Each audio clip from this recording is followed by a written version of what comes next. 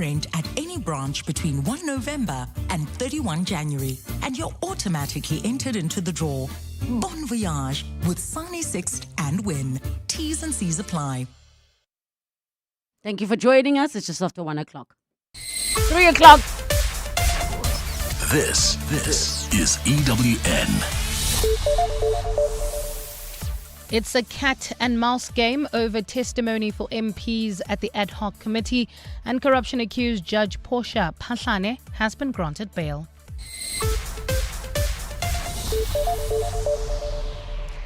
Good afternoon, I'm Bali Dlamini. Controversial businessman Vusimuzi Kat Matlala has raised several concerns about possibly incriminating himself as he appears before Parliament eruption.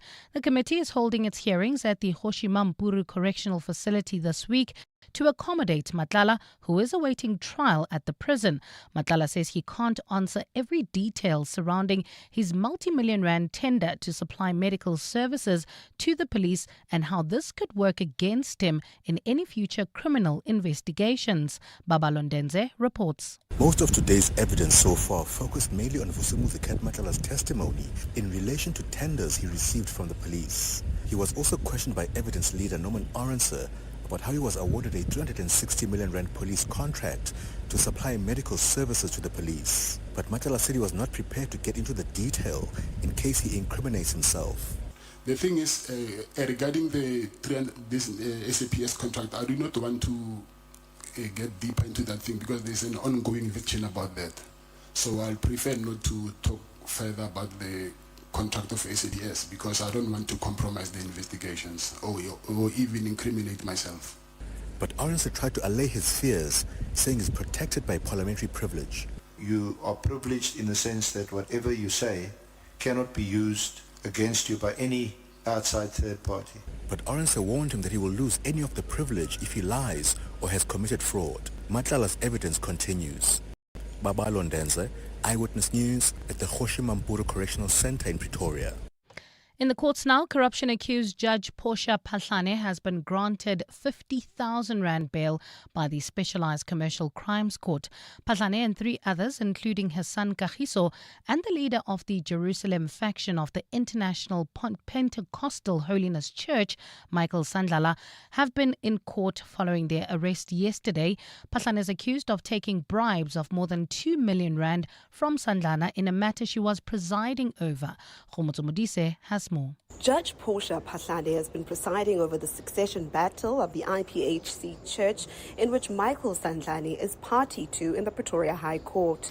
But today, Sandlana became her co-accused as she faces corruption and money laundering charges for allegedly taking bribes of over 2 million rand from him to secure a judgment in his favor. During her bail application, Phahlane's lawyer, Pete Du Plessis, informed the court that she plans on pleading not guilty to the charges against her. As I have not been informed in any detail of the charges against me, I'm not in a position at this stage to respond thereto. Magistrate Nika Sitsohwe granted Phahlane and her son Kagiso and Ndala bail after the state did not oppose their release. Prosecutors have asked for a postponement to address Sandlana's bail application separately. Khomotso Modise, Eyewitness News, Pretoria. With the use of foreign mercenaries in the Russia-Ukraine conflict under the spotlight, Kyiv is now offering citizenship to people that join its army.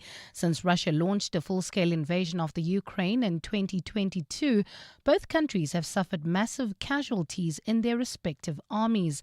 Both countries have enlisted the help of foreign fighters from across the globe, with South African law enforcement authorities now investigating a case of 17 men allegedly duped into fighting in the front lines for Russia. Tabiso Koba reports. Before Russia's invasion in February 2022, Ukraine had intentions of joining NATO as a security measure against the Kremlin. The ongoing conflict has made joining NATO almost impossible now for Ukraine. Ukrainian authorities who spoke to EWN say without protection from NATO, its army was never going to hold off Russia for as long as it has without outside help. Ukraine's military ombudsperson, Olga Reshetilova, says government has created incentives for foreign fighters to join them. We have a newly adopted act law, which allows them to have Ukrainian citizenship after a year of their serving. Many of them have the wives here. They have their own life here in Ukraine. They are very engaged in Ukrainian social life. The Ukrainian government says joining its military is voluntary and it doesn't engage in false recruitment. Tabi Sokoba, Eyewitness News. And trade unions in India are staging nationwide protests against new labour codes. Demonstrations are being held in several parts of the country in response to the implementation of long-awaited labour laws. These will replace outdated legislation and simplify confusing regulation. 4 codes covering wages, industrial relations, social security and occupational safety replace 29 laws that previously governed hiring, benefits and workplace standards. The workers say these codes will lead to corporate exploitation and erode their hard-won rights. Gold is trading at $4,158.57 an ounce. The rand is at 17.15 to the dollar, 22.58 to the pound, 19.86 to the euro, and Brent crude oil is at $62.40 a barrel. Heading in and out of the Joburg CBD, traffic remains sluggish on Main Reef Road. This is between Anderson and Nasrec Road, while in the Calvin Alex area, roadworks causing heavy delays on the N3 in both directions between the Batuin Interchange and London Road. In your sport, the Proteas hammer India by 408 runs to complete historic clean sweep. Adeslam Wadu denies Mbegezeli Mbogazi's reported move to the MLS. And James Ryan banned for 3 matches for dangerous clear-out in defeat to the Springboks. It's a partly cloudy afternoon in Gauteng with isolated showers and thundershowers expected. Temperatures have peaked at highs of between 25 and 27 degrees. The top story in EWN this hour, controversial businessman Vusimuzi Matlala has raised several concerns about possibly incriminating himself as he appears before Parliament's ad hoc committee. EWN, in touch, in tune and independent. For the latest, visit ewn.co.za or download the EWN app.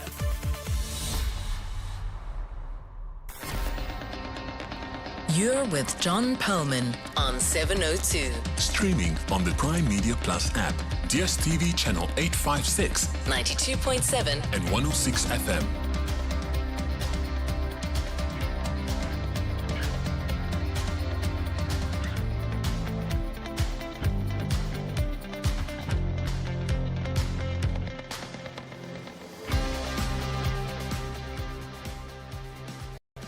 A very good afternoon, everyone. It's 9 minutes past 3 on Wednesday, the 26th of November. This is 702 Drive with me, John Perlman. Wherever you're listening to us in 702 land, welcome to the show. Murder-accused Vusimuzi Matlala has been testifying at the Parliamentary Ad Hoc Committee today. A hearing being held at Kgosi-Mampuru Prison because the witness is currently in custody. Some of what I've heard has painted a troubling picture of many things, including the way the SAPS adjudicated and handed out a 360 million rand contract for medical services. Babalo Ndenze is at the prison and joins us after 5. Some other stuff we're covering: the head of a church, a High Court judge, and 2 others appeared in court today charged with corruption. You heard about that a moment ago on Mbali's bulletin from Khumotso Modise. She's joining us shortly for an update. Black Friday is coming up soon, but is this the best way to hunt for bargains and save yourself money? More on that in our weekly feature, Minding Your Money. That's at 10 to 5. And in the world of sport out in India, a very, very special day for South African cricket. Well, it's a fairly decent hit, but it's got Marco Johansson written all over it. And that sums up the series for South Africa. They can't do anything wrong, South Africa, as they achieve a series win in India after 25 long years. Yeah, as you heard there on that sound from Supersport, the Proteas have won a series in India for the first time in a long time. 2000 the last time we achieved this. We'll talk to Times Live cricket writer Stuart Hess, joining us at 10 to 4 for his take on what really is a remarkable turnaround for a team under a captain and a coach who together have won, I think, 11 out of their last 12 games, and the other was a draw. Extraordinary. We've got all that and a whole lot more on 702 Drive, including breaking news from the roads in our regular traffic updates, and we'll bring you the latest from the markets, starting right now, where the JSE is having a strong day. The all-share up by 1,370 points. That's a gain of 1.25%. The resources index strong again today, up by 2.93. Harmony's up by 4.8%, Sappi by 4.1%, Valterra by 3.8%. But the big gainer is not a mining house at all. Tiger Brands up by 7.7% so far today. I'm sure we'll get an explanation from that after 4. The rand is currently trading at 17.16 against the US dollar, 16 cents stronger than this time yesterday. A euro will cost you 19 rand 96. That's a gain of 2 cents, and 22 rand 56 will get you a pound. The rand is stronger against sterling by 7 cents. The oil price down by 92 cents, with Brent crude currently trading at $61.67 a barrel. Stephen Curtis joining us with all the details at 4:25. We'll bring you sport with Tolakele Mganga. Mbali Dlamini has the latest news headlines. Karabo Chale is keeping an eye on the roads. This is 702 Drive. We are live in the place where you live, and if it's happening in 702 land, you'll get to hear about it here first. But of course, if we do not pick up on a big story that you've got your eye on, please get in touch. Give us your very latest update on that. 702 Drive. There's plenty to talk about, lots to inquire about, and lots to think about. It's 13 minutes past 3. 702. Let's walk the talk. Let me just quickly correct that rand euro number. As soon as I read it, I thought, no, actually, that doesn't sound right. 19 rand 84 to the euro. Lest any of you rush out and either buy euros or sell rands or try and purchase something from a website in Austria or whatever. 1984, that is the euro. So let's talk about this. I was just talking a little bit earlier because we do kind of pick up on random thoughts that come out of things we either notice or read about or hear about, or people generally chatting before the show, and then something interesting comes up. And we were talking about just letting off steam, venting, and speaking your mind and possibly raving off.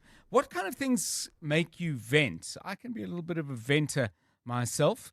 Who do you vent to? Used to be something called Rent a Venter. No, that was Rent a Fenter. Trailers, that's right. I knew I read it wrong. Seriously, though, who do you vent to? And does it make you feel any better at the end of a good rant? And what if you're the one that other people are venting at? Do you say, oh, no, good point there. Oh, no, I know how you feel. Or do every once in a while you say, you know what? I think you're making way too much of this. So venting, your thoughts, please. Refoe Letsua. Are you much of a venter? I don't think you do it. So you certainly don't do it here. Not as much as me. I'm the ranter in the team, I think. Good afternoon, John. And good to the rest afternoon. of the Feel free family. to vent. I'm about to vent, John. You ready? Yes. So I have a bit of a process when it comes to venting. I first vent to myself. I like to speak to myself.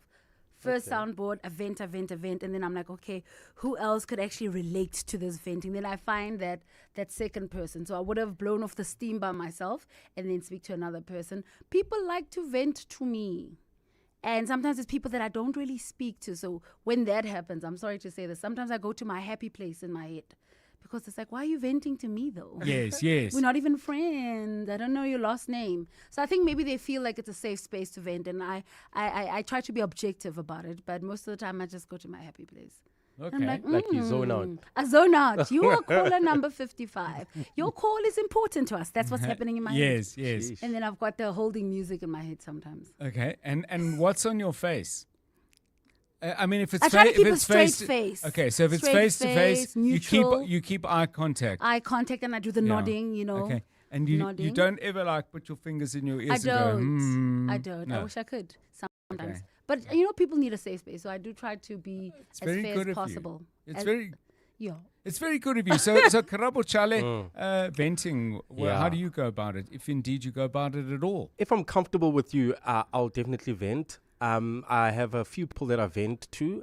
It used to be my mother, my late mother, and then my partner as well. But if I have to vent about my partner, I'll go to a nice tavern and find a random stranger, and we'll have a couple of beers. Do you buy them beers? Well, it's like we're just chilling. Because it's rent a service. It's no. a service. I'm a random stranger. I don't make it clear to them that, hey, dude, I'm gonna vent, and now I'm gonna buy you a drink. So it'll start off as a random chat talking about politics, and eventually we'll talk about family, and then I'll go all out, and then I'll feel better. And then and the other guy, how's he doing? Oh well, they also, the nice thing is that we share each other's experiences. We end up both venting, you know. Yeah. And then the other poor person that I vent to, and I think. Anyway, but I do. It's the person I sit next to here at work, Shante Ho Hip. Every time I have something to talk about, I'll be like, Shante, you can't believe what happened. No. I'll go on and on. And poor Shante has work to do, but she takes the time to listen, and I appreciate it. She's very sweet. Whoa, you know a lot of sweet people, man. Very sweet people. I find two things happen if I get into that venting space. The one is that I do feel a degree of relief, but I also think there's a kind of a venting that becomes a bit of a spiral. And I find at the end of it, I'm even angrier. And I've seen you get to that point, John. Okay. If you say so. I'm not sure you have, actually, because it's not a great sight. But I would like at some point in my life to have the wisdom to know the difference when I'm actually just letting off steam and it's productive, and where I'm actually generating more heat that's producing more steam. A couple of you responding on that, but we'd like to hear from many more of you. Sumaya sends us this. Let me just call up Sumaya's message where I can see the whole thing. I wouldn't call it venting, but when family members are stealing your inheritance and refuse to disclose the original will, they hand you a fraudulent one. I have a right to talk about it, right? Absolutely. You absolutely do, Sumaya, and I wish you luck in dealing with that. Cyrus takes it in a different direction, and it says, I vent to God with prayer about anything and everything on my notes app. I usually see change within 2 days or less. I've never been happier or more at peace.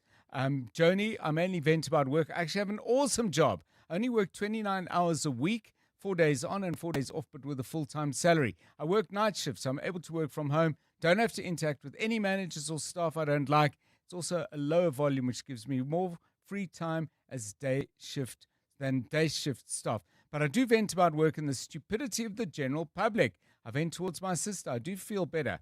You have to vent sometimes. I feel bad for venting because I actually have things pretty good. It's an interesting insight. Yours, please, on 072 702 1702. It's 19 minutes past 3. Drive home with John Perlman on 702. Let's walk the talk. Not sure when venting about traffic ever helped it to move quicker, but perhaps it does help you to sit with it. How's it looking now, though, Karabo Charlie? Well, at this stage, not looking too bad, and no accidents have been reported. But however, there are delays. It is peak hour traffic. That's leaving the Calvin Alex area, heading towards Germiston. We have those roadworks causing heavy delays on the N3 southbound. That's between the Patlu interchange and London Road. Also, traffic a bit sluggish already. This is in the Midrand area, heading towards Centurion. On the N1 northbound between the Patlu interchange and Samrand. Also bumper-to-bumper traffic that's traveling, leaving the Joburg CBD on Main Reef Road between Anderson and Church Street. Also slow-moving traffic in the Benoni area. That's leaving Brakpan on Rangeview Road between Dube and Tom Jones. And the Sunward Park Boksburg roadworks also slowing down traffic. N17 eastbound between Roundabout and Carnival City. If you come across any other traffic issues, please WhatsApp us on 072 702 1702.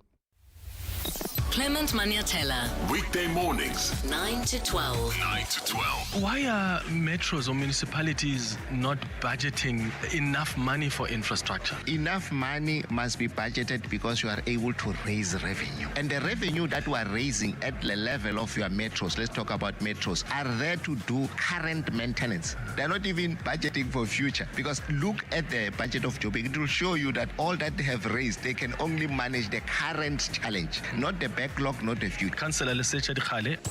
Clement Maniatella. 9 to 12 on 702.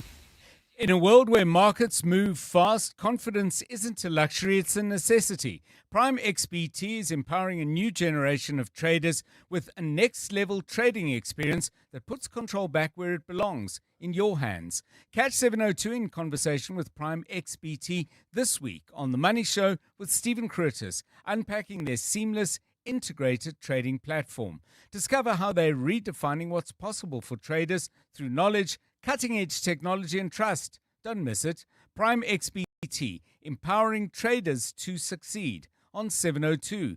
Trade responsibly. Trading comes with risk. Let me get this right, Ron. You're a plumber by day and Pretoria's smoothest wedding DJ by night. Yeah, it started out as a passion and now I've got bookings until December. And a smoke machine that needs its own seatbelt. And you sold your car to buy a van through We Buy Cars. True, it was music to my ears. Zero admin, no long queues. They pulled in, checked it out, and before I knew it, I had cash in the bank. Now that's a banger. We Buy Cars. Geared for your passion, geared for you. You could spend 10 minutes on social media or get a 10-minute quote from Outsurance that could save you thousands on your car insurance. SMS out to 45142. Like 55-year-old Andre, who now pays a mind-blowing 776 Rand a month for his 2024 Toyota Urban Cruiser. With Outsurance, you get to enjoy benefits like panic assistance that sends the nearest medical or armed response unit to you wherever you may be, 24/7 with just a tap on the app. SMS out to 45142. After switching, 55-year-old Stefan now pays only 611 Rand a month for his 2024 Suzuki Jimny. Outsurance is so confident that they can beat what you're currently paying. So why not put them to the test? If Outsurance can't beat what you're paying, ask them for 500 Rand. Make that 1,500 Rand if you've been claim-free and with the same insurer for 3 years. Savings or cash, you have nothing to lose. SMS out to 45142. That's out to 45142. Outsurance, licensed insurer and FSP. TCs and information online. Limits apply. Let's live more. Bring your daydreams to life with Norwegian Cruise Line, sailing to over 400 exciting destinations around the world on 21 spectacular ships. Explore iconic landmarks in Europe, hop islands in the Caribbean, and much more. When it comes to dream holidays, think NCL. For the best cruise deals, visit ncl.com or contact your travel agent. Restrictions apply.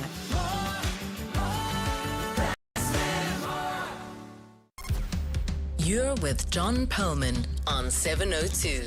Let's walk the talk. 702 Drive. Right, time to talk to one of our colleagues who's had a very, very interesting couple of weeks. Not in South Africa at all, but EWN's Thabiso Goba has just returned from a trip to Ukraine. Lots and lots of stories. Thabiso, a very good afternoon to you. I know that over the next few days on 702, you're going to be engaging with different presenters, putting together the material you've gathered. I believe you've shot some footage as well. So there's a huge amount to look forward to, but we're delighted to make a start with you today on Afternoon Drive. Before we get into where you went and what you saw, a very broad question, because it seems like negotiations around the ending of the war are reaching yet another important point. Whether it ends the war or not remains to be seen. But I wonder if you came back from Ukraine with a clear sense of what the majority of people there would accept by way of a settlement, because the first thing we heard of the US-driven proposals is that Ukraine would have to give up quite a lot. Do people there want peace at any price, or is their spine still stiff on some issues? Good afternoon, John. I will say that, John, what we've sort of gleaned when I was in Ukraine, and we engaged with a lot of Ukrainian officials in very, high up in government and in the foreign ministry.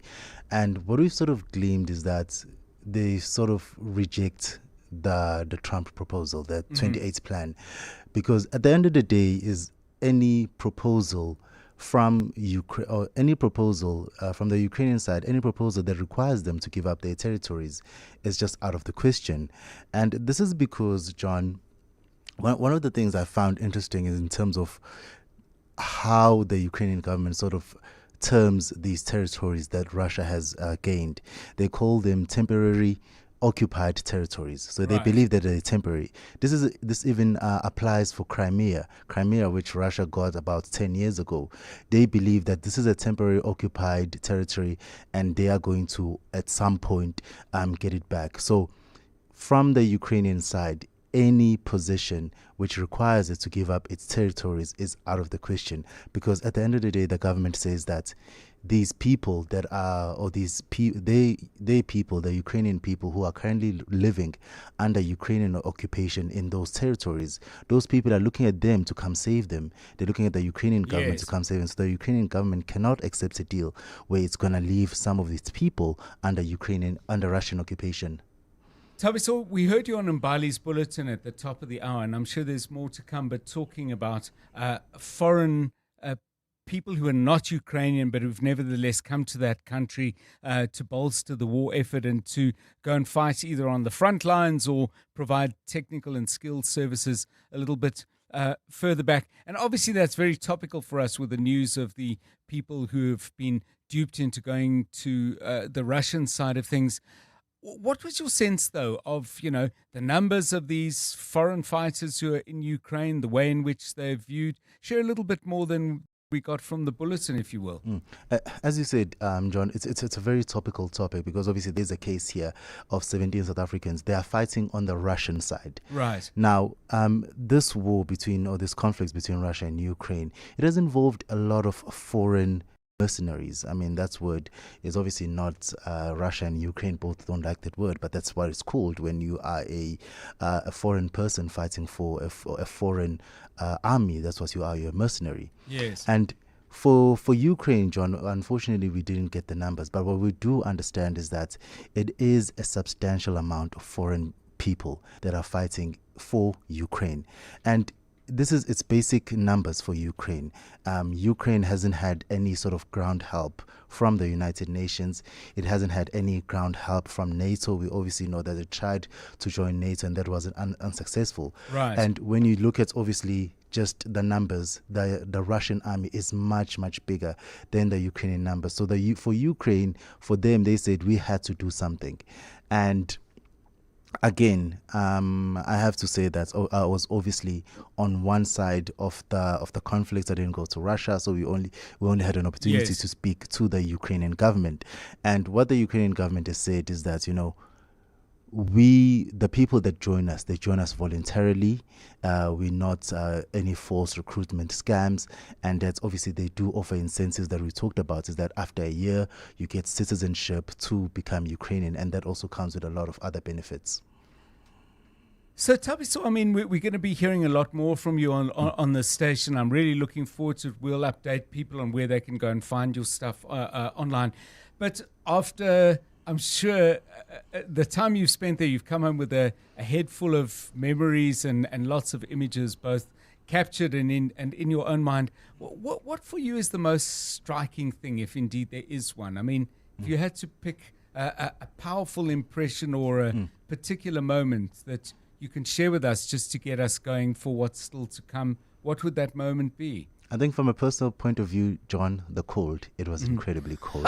At some point I felt like my face was gonna freeze off. Yes. But I think from maybe it's intact, I can confirm. It was incredibly cold. But I think from a news perspective, I think what I gleamed there, especially we went to Lviv, but we went to Kiev where some of the fighting has actually happened, and it's normal. People go to school. We went to the shops. The shelves are stocked. We even went to restaurants. We didn't have a situation where we say, we're out of seafood. So it doesn't look like maybe in the parts where we went to that the war has sort of affected people. And there was even an interesting moment, John. So what happens in Ukraine when the bombs are coming from Russia, there's going to be a siren. Right. A siren rings out. So when we got there, and I remember this one time, a siren rang out, and there's this hotel that we got there. They briefed us on what to do, and we had to go to an underground bunker, and I was on the 5th floor. So from the 5th floor, I take the stairs down, I run to the underground bunker, and when I get there, there's only 4 of us. Yes. For the entire full hotel, which has about close to like over 200 people, there's Goodness. only 4 of us. 3 of us are foreigners, and the 4th person was a Ukrainian, and he seemed very bored, and he was like, I'm used to this, so a lot of people, they don't even go to underground bunkers. It's been about 3 years now.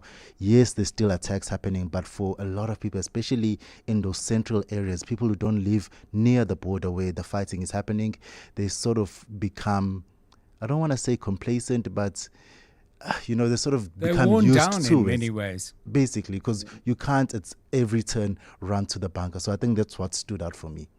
So the Thabiso Goba Diaries, I don't know if that's what you're going to call it, but that's what we're going to get. Thabiso spending time in Ukraine, fascinating material. My colleagues have had chats to him, and there's great stuff to come. And as I say, we'll let you know what's going to be appearing where on the various platforms. Obviously, 702 radio content, but there'll be stuff online at primemediaplus.com and also at ewn.co.za.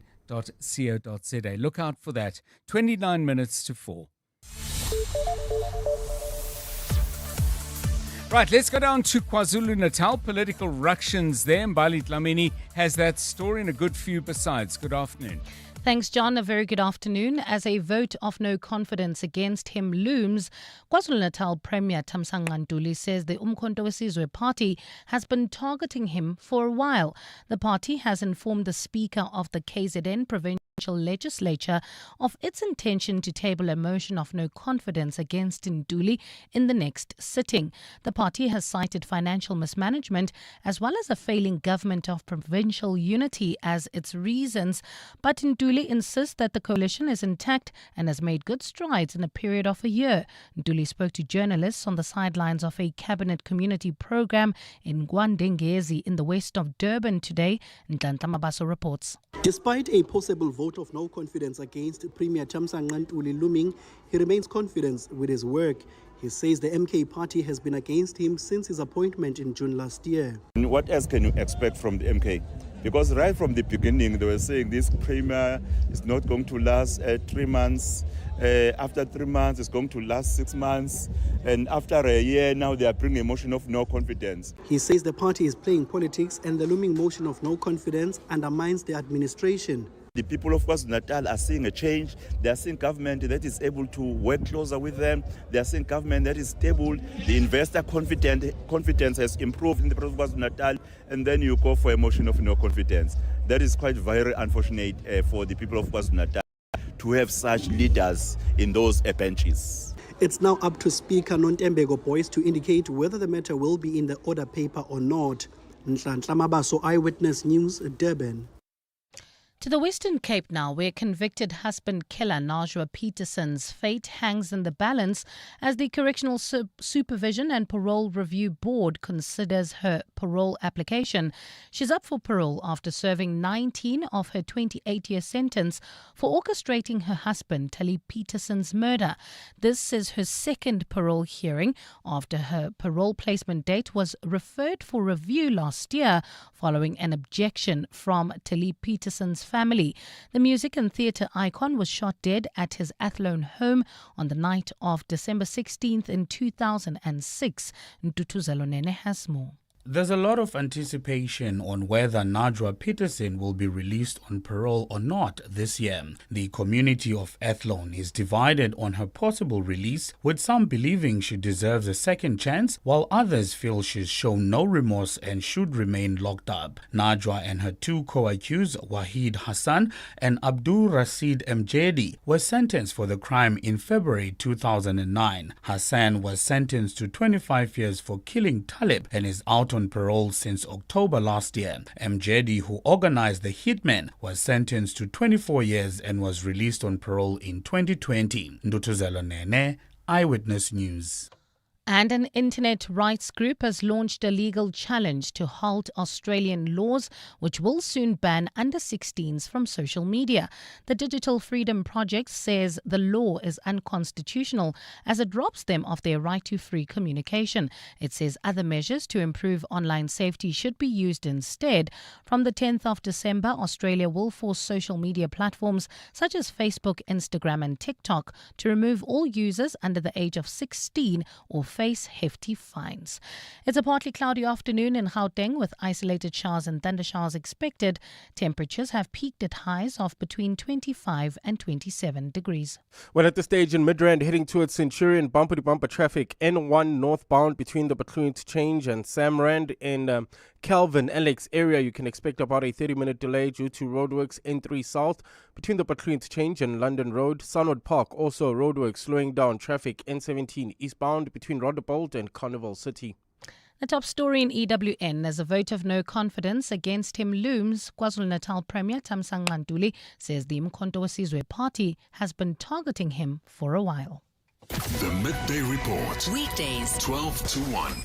What is the status of the Hawks investigation into this matter? What we can confirm is the Hawks at this stage is that yes, we've received 2 dockets so far, the one that is registered by Mrs. Zuma Ngube and the other one that was now filed by Duduzile Zuma. Because you mentioned a document from Zuma Sambudla. No, a docket. She also opened a docket. She opened a case of fraud against an individual that is alleged to be maybe one of the masterminds in these issues. Brigadier Nomtandazo Mbambo.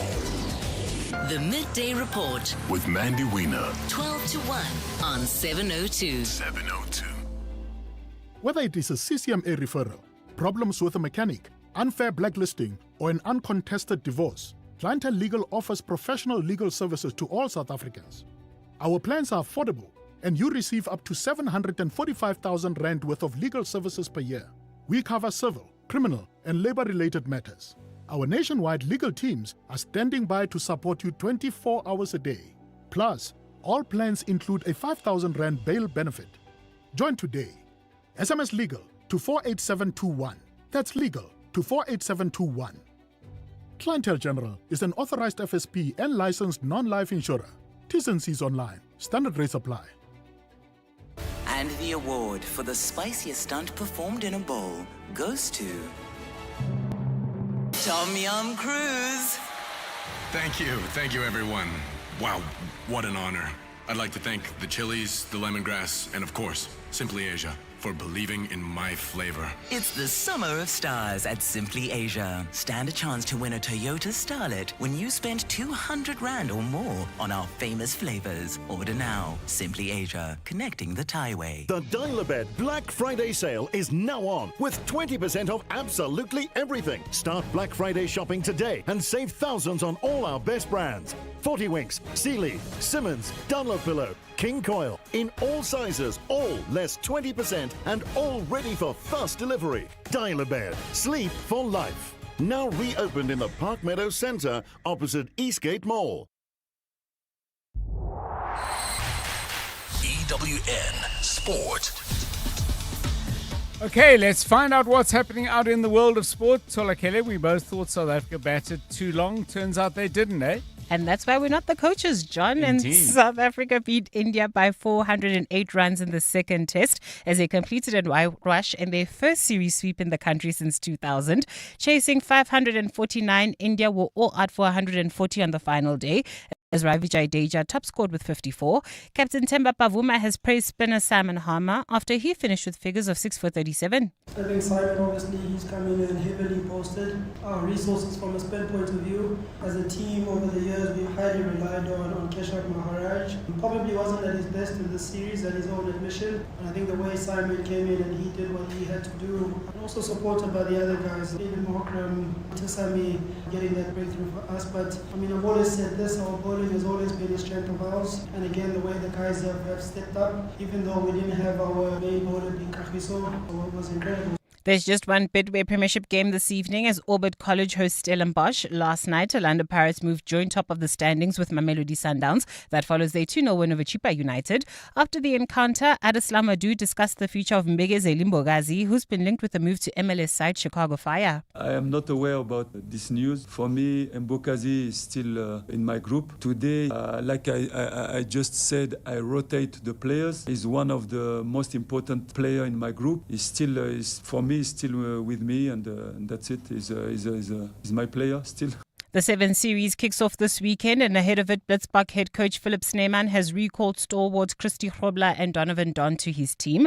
On the coaching side, Renfred Dazel has been appointed as assistant, and he's looking to get their season off to a winning start. I think it's probably one of the important tournaments in your life to start the season off, and it's your first tournament and it's your debut. I think for some of these guys, it's been brilliant. For me, it was brilliant playing my first tournament in Dubai, and I think coming here and you had a good build-up in in Stellenbosch and coming here and with all that that positive energy, and I think it's probably the best way to start the season in Dubai.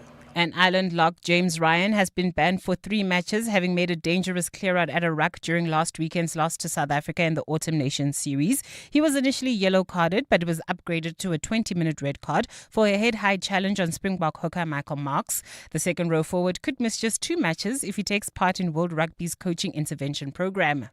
Tolagile Mganga, Eyewitness News Sport.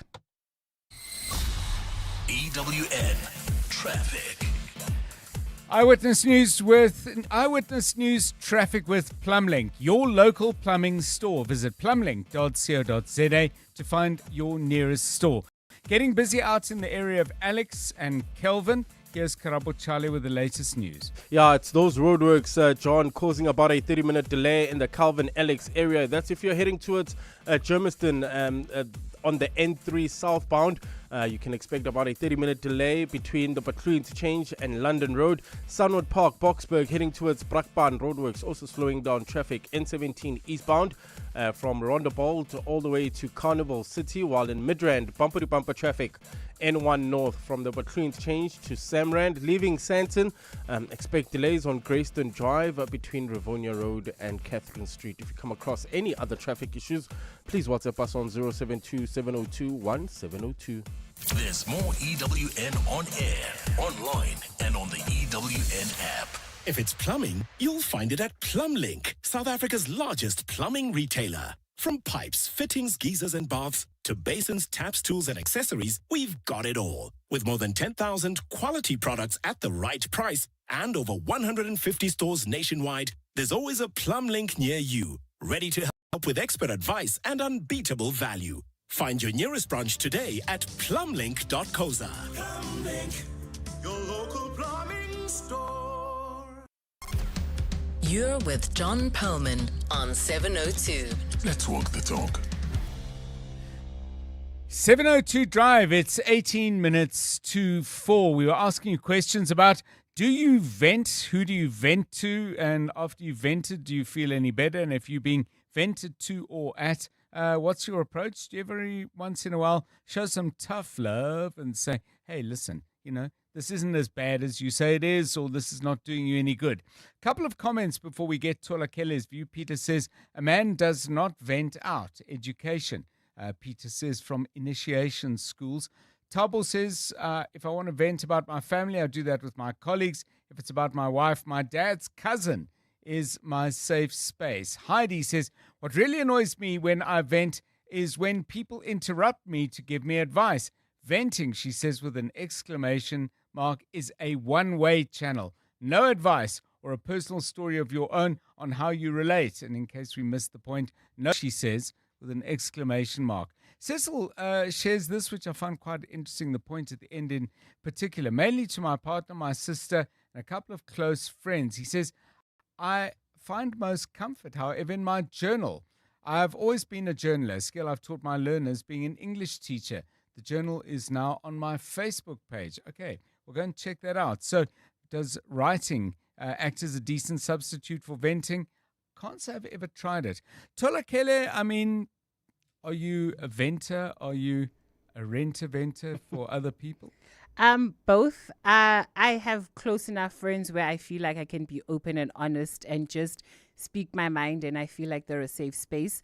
But also with them, I'd like to think they also feel the same way. But like Cecil, I think it is, I also journal. Yes, sometimes you've said that before. in the morning and in the evening on the same day about 2 completely unrelated topics.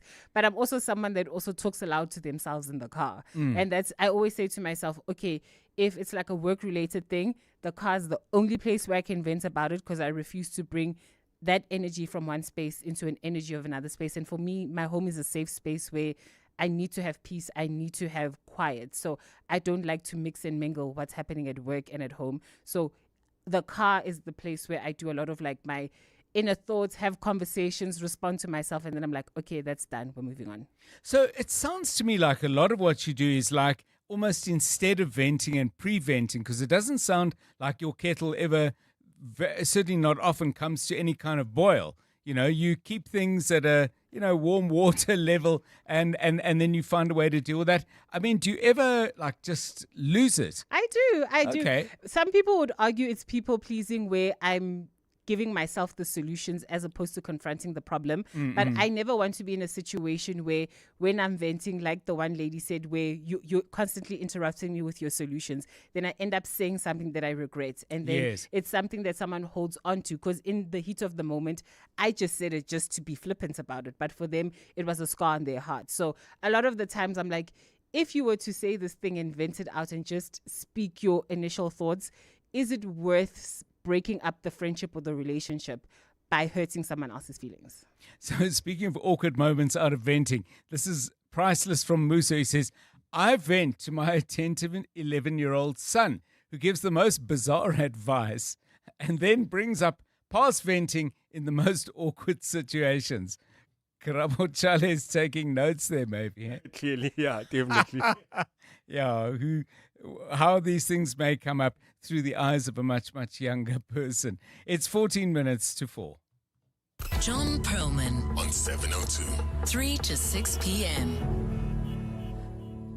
When you have a run of sporting success, the way we have with, for example, the Springboks, the South African cricket team winning the World Test Championships back at Lord's last year, or earlier this year.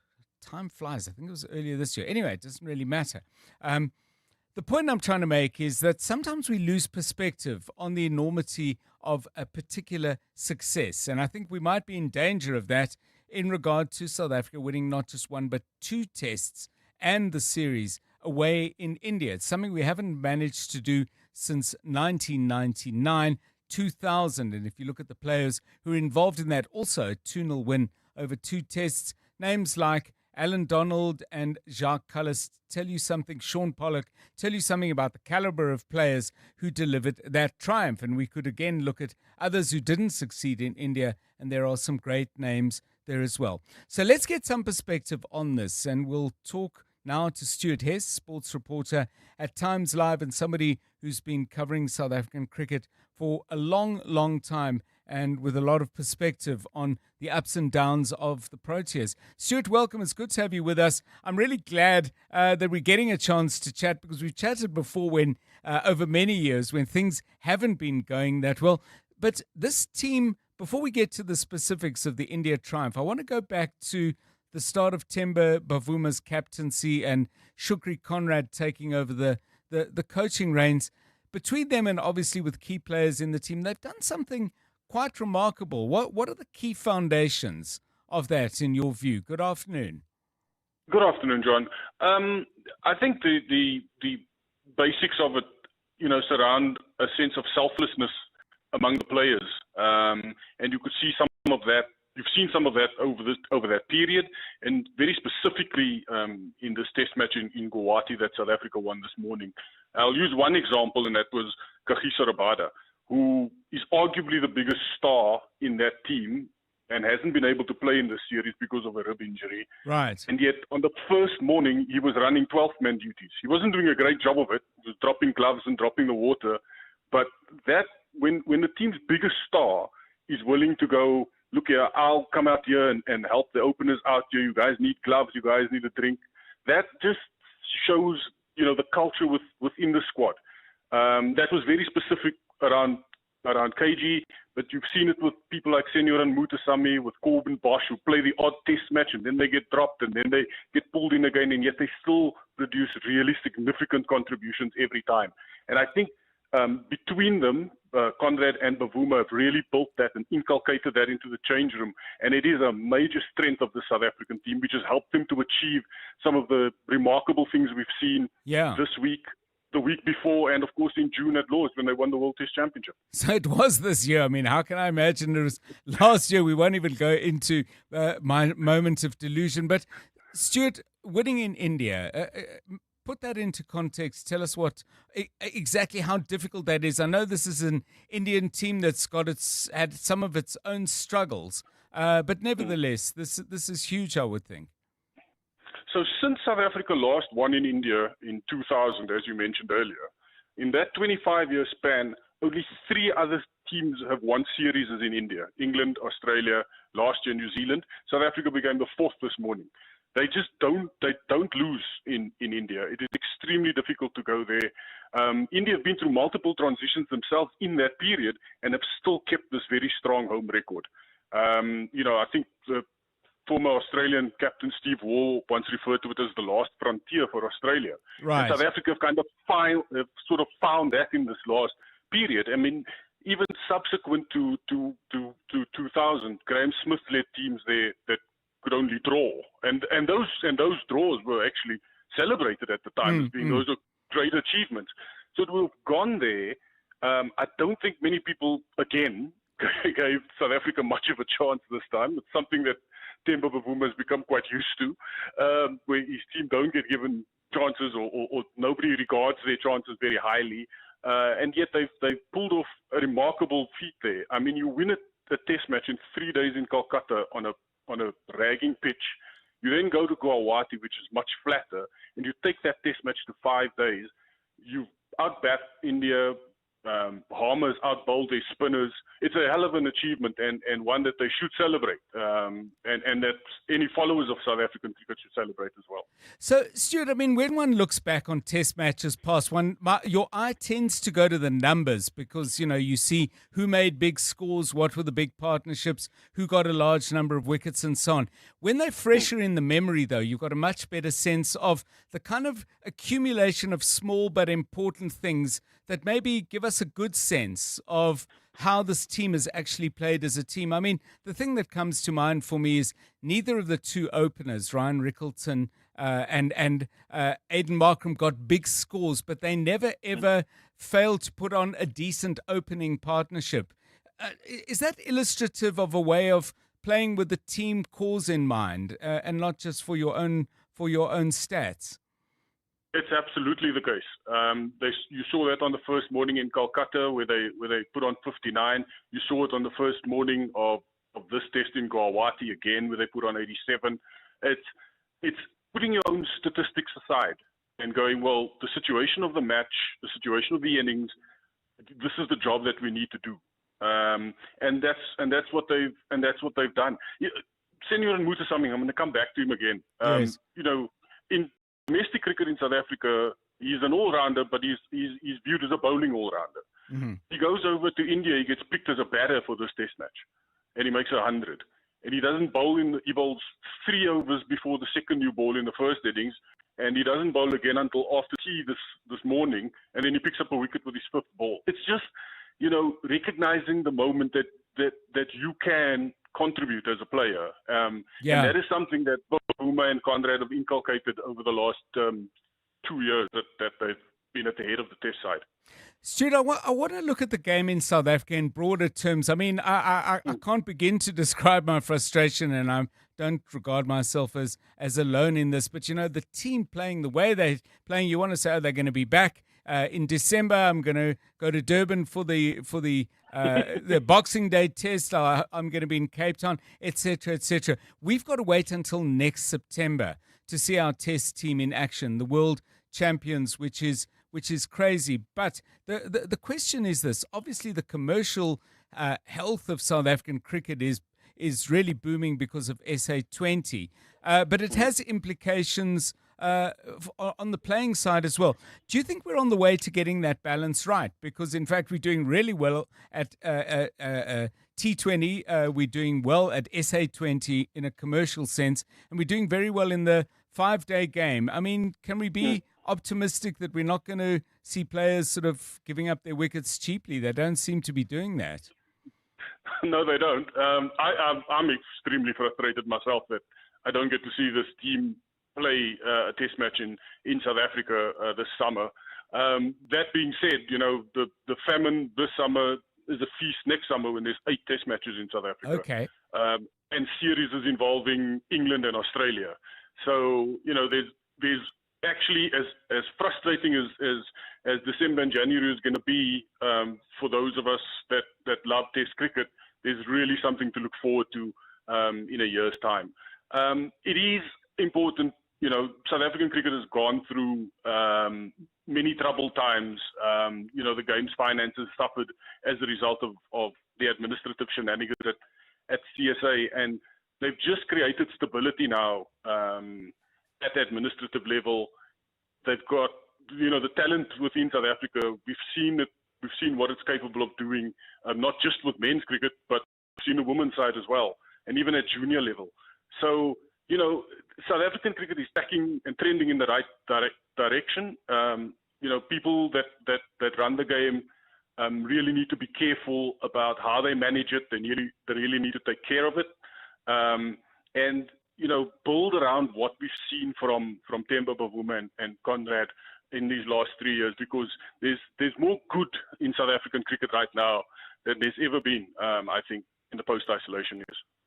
And, I mean, just a thought on Themba Bavuma. I mean, he is so quiet-spoken, but you must have, with the relationships you have with South African players, Stuart, developed a real sense of what it is he's doing as a captain that is working as well as it is. I mean, what are the players telling you?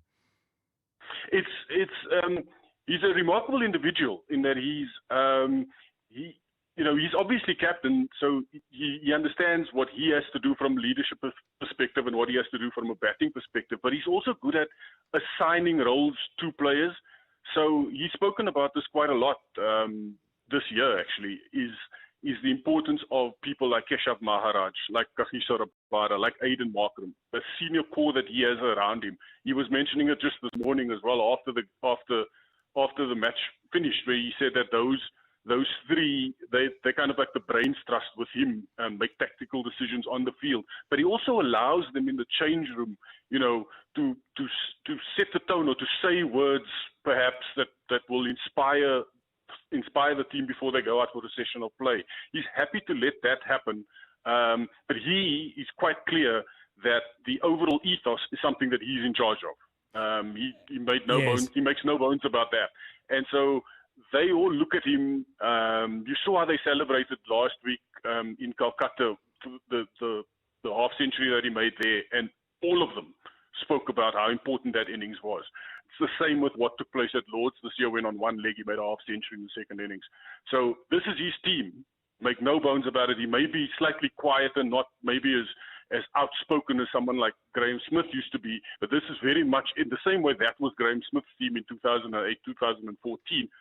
2025, this is very much Themba Bavuma's team. He leads it, and they all follow. Fabulous stuff. Thanks. And Stuart, given how many test matches you will have sat through watching South Africa getting pounded, I'm glad you're having a good run as well, because we appreciate your insights and your coverage, and I think you deserve some reward as well. Stuart Hess, many thanks, on the line with us, sports reporter at Times Live. I think I remember one test when I happened to be working that day on cricket sitting near Stuart. Australia batted the entire day, scored more than 300 runs at the Wanderers and didn't lose a single wicket. I might just go back on the records and tell you when exactly that was, but you get the picture. 7:02 Drive.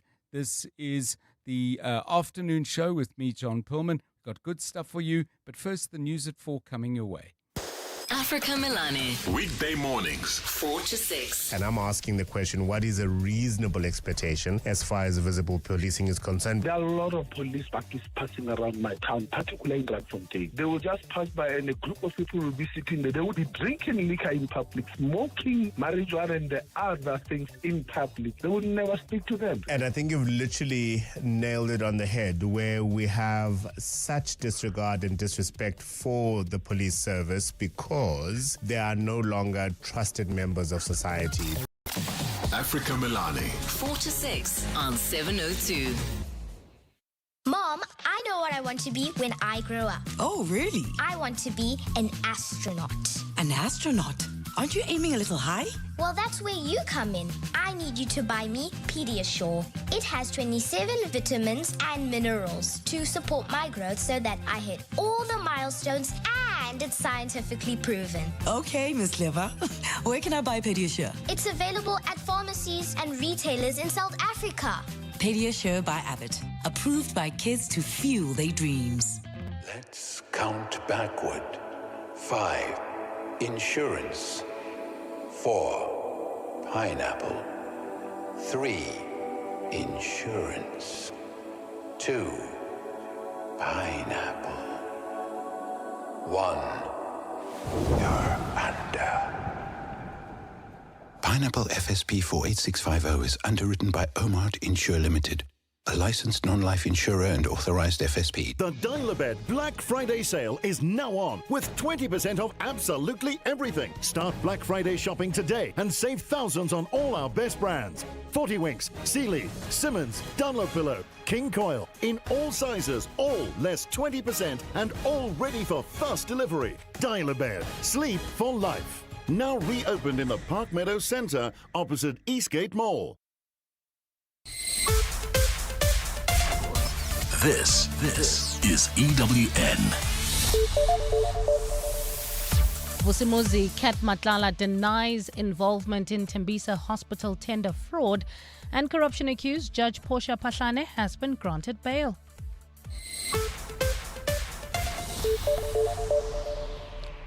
Good afternoon, I'm Bali Dlamini. Controversial businessman Vusimuzi Kat Matlala has denied playing any role in corrupt activities at the Tembisa hospital.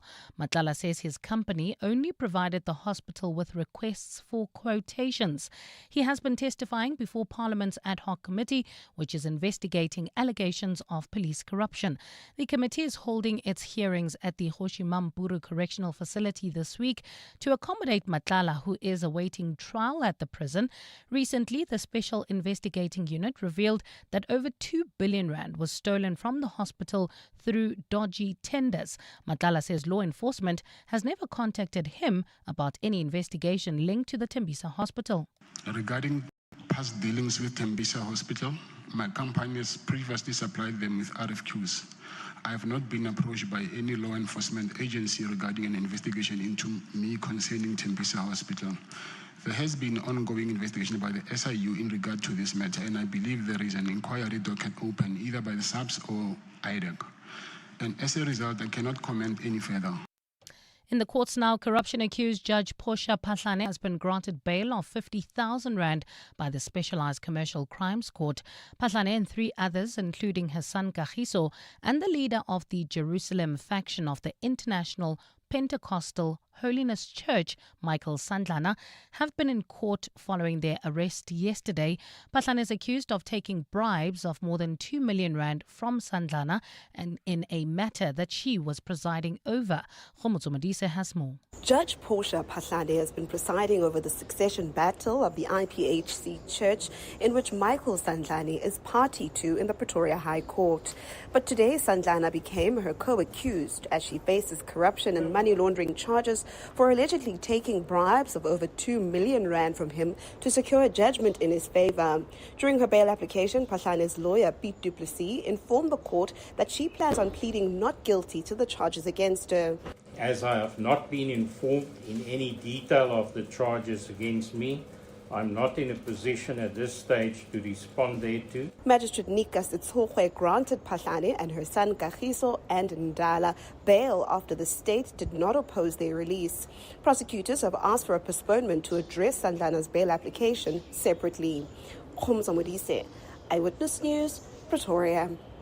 Let's stay in the courts. The prosecution team in the high-profile trial of alleged underworld gang boss Nafees Modak has started questioning Modak about his alleged involvement in the murder of top cop Charles Kinnear. Modak and 14 others face 122 charges for various crimes, including Kinnear's murder 5 years ago. Kinnear was a high-ranking member of the anti-gang unit who was investigating Modak before being shot dead outside his Bishop Blavis home in September 2020. Carlo Peterson reports. State Prosecutor Greg Wolmerans today presented the court with evidence to show Nafees Modak had intent to murder top cop Lieutenant Charles Kinnear. Wolmerans showed the court a newspaper article which quoted Modak criticizing Kinnear for allegedly making fake cases against Modak and his associates. Evidence shows Kinnear arrested co-accused Jacques Cronje for kidnapping and intimidating a former state witness who can only be identified as Mr. Valley, related to an alleged extortion on behalf of Modak. It's the state's case. Modak was behind an attempt on attorney William Booth's life after he obtained a protection order against Cronje in the same matter. Then the next target, and I'm going to take us through the evidence now, becomes Mr. Kinnear, the other person associated with Mr. Vali.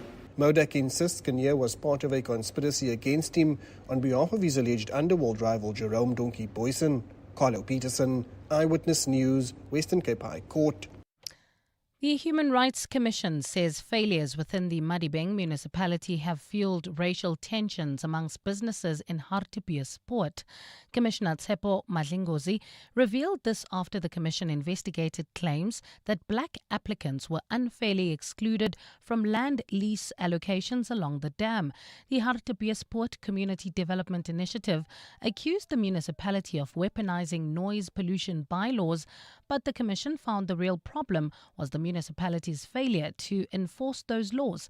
Madlingozi says this isn't just poor governance, it's a factor in deepening social divisions. On the one hand, black residents are saying there's been a weaponization of noise pollution bylaws. On the other hand, white residents are saying there is no enforcement. It's not only a governance failure, it also contributes to the racial tensions that we saw in the community. The Commission also revealed that the municipality admitted poor leadership contributed to racial and gender bias against black applicants.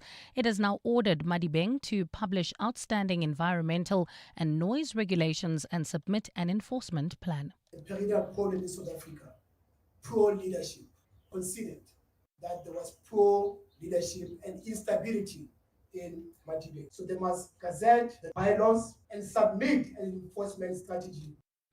And in China, 4 people, including a firefighter, have died in a blaze at a residential estate in Hong Kong. Police rushed to the scene after receiving multiple reports of people trapped in a building. The blaze was initially classified as a number 1 alarm fire, but quickly raised to number 4 shortly after. In Hong Kong, fires are rated on a scale of 1 to 5, with higher numbers indicating greater severity. The city has been under a red fire danger warning since Monday, which means there is an extremely high risk of fires breaking out. Gold is trading at $4,158.57 an ounce. The rand is at 17.15 to the dollar, 22.58 to the pound, 19.86 to the euro, and Brent crude oil is at $62.40 a barrel. Leaving Sandton traffic heavily backed up on the M1 in both directions between Corlett and the Batuque Interchange. Midrand also bumper-to-bumper traffic on the N1 northbound from the Batuque Interchange to Samrand, and we still have those roadworks in the Calvin Alex area causing about a 30-minute delay. N3 southbound between the Batuque Interchange and London Road. In your sport, the Proteas hammer India by 408 runs to complete historic clean sweep. Adeslam Wadu denies Mbegezeli Mbogazi's reported move to the MLS, and James Ryan banned for 3 matches for dangerous clear-out in defeat to the Springboks. A partly cloudy Thursday in store for Gauteng tomorrow, with morning fog patches and afternoon thundershowers expected. Johannesburg dropping to an overnight low of 13 degrees, peaking at 26. Pretoria 15 and 29, and Vereeniging 13 and 27 degrees. The top story in EWN this hour: controversial businessman Vusimuzi Matlala has denied playing any role in corrupt activities at the Tembisa Hospital. EWN, in touch, in tune, and independent. For the latest, visit ewn.co.za or download the EWN app. 7:02. Drive home with John Perlman. John Perlman, 3 to 6 p.m. on 92.7 and 106 FM. Let's walk the talk. 9 minutes past 4 on 702 Drive. Welcome to the show. Anyone spend any part of today watching the Parliamentary Ad Hoc Committee question and engage with Vusimuzi Matlala today? I must admit, there were times when I sort of found myself standing in front of the TV at my home, on my way somewhere, probably, and most importantly, in the direction of my desk so I could carry on with work I was doing. Although this is part of my work.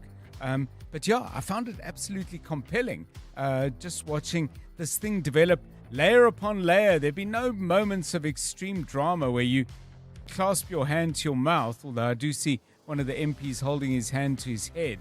I can't tell what's being said.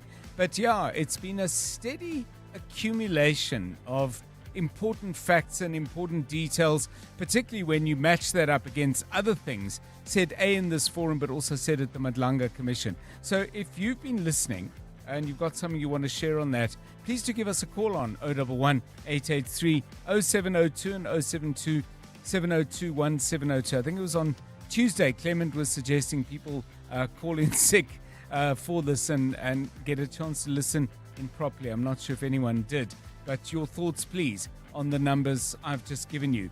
Coming up in a moment, we're going to talk about online gambling, specifically news that Treasury is putting forward the idea of a 20% tax on online gambling. Well, there are questions being asked by that. The South African Responsible Online Gambling Association is raising some very important points for discussion, and we'll engage with their head, Wayne Lurie, in about 3 or 4 minutes' time about that. We did ask you about venting. Who do you vent to, and does it help? Rap says, I let things be. I am tired of venting. Maya says, in terms of topics to vent about, stupidity, people lacking general manners and common sense. And Debbie says, I'm tired of venting. Gets you absolutely nowhere. If you've got a thought on that, feel free to vent with us, or just send us a shorter version on 072 702 1702. It's 11 minutes past 4. Let's get you into the traffic. EWN Traffic. What I really meant is let's get you out of the traffic before you get into the traffic. But the traffic's there waiting for you. And this EWN Traffic is brought to you by South African Airways. SAA now operates 2 flights a day to Gaborone with morning and afternoon departures. Book now at flysaa.com. Karabo Chale is the man keeping an eye. Santon's getting jammed, yeah? Yeah, leaving Sandton, that's on the M1 in both directions. Expect heavy delays between Corlett and the Butlu interchange. Also in Midrand, heading towards Centurion, bumper-to-bumper traffic. N1 northbound from the Butlu interchange to Samrand. In Kelvin, Alex area, we have those roadworks causing about a 30-minute delay. N3 south between the Butlu interchange and London Road. And in Sunwood Park, roadworks as well. Causing heavy delays heading towards Brakpan. That's on the N17 eastbound from Rondebold all the way to Carnival City. If you come across any other traffic issues, please WhatsApp us on 072 702 1702. There's more EWN on air, online, and on the EWN app. Experience Johannesburg to Gaborone with South African Airways, where comfort meets convenience. Enjoy premium service, flexible morning and afternoon departures, and the warm hospitality SAA is known for. For a limited time, return fares start from just 2,762 Rand, all inclusive.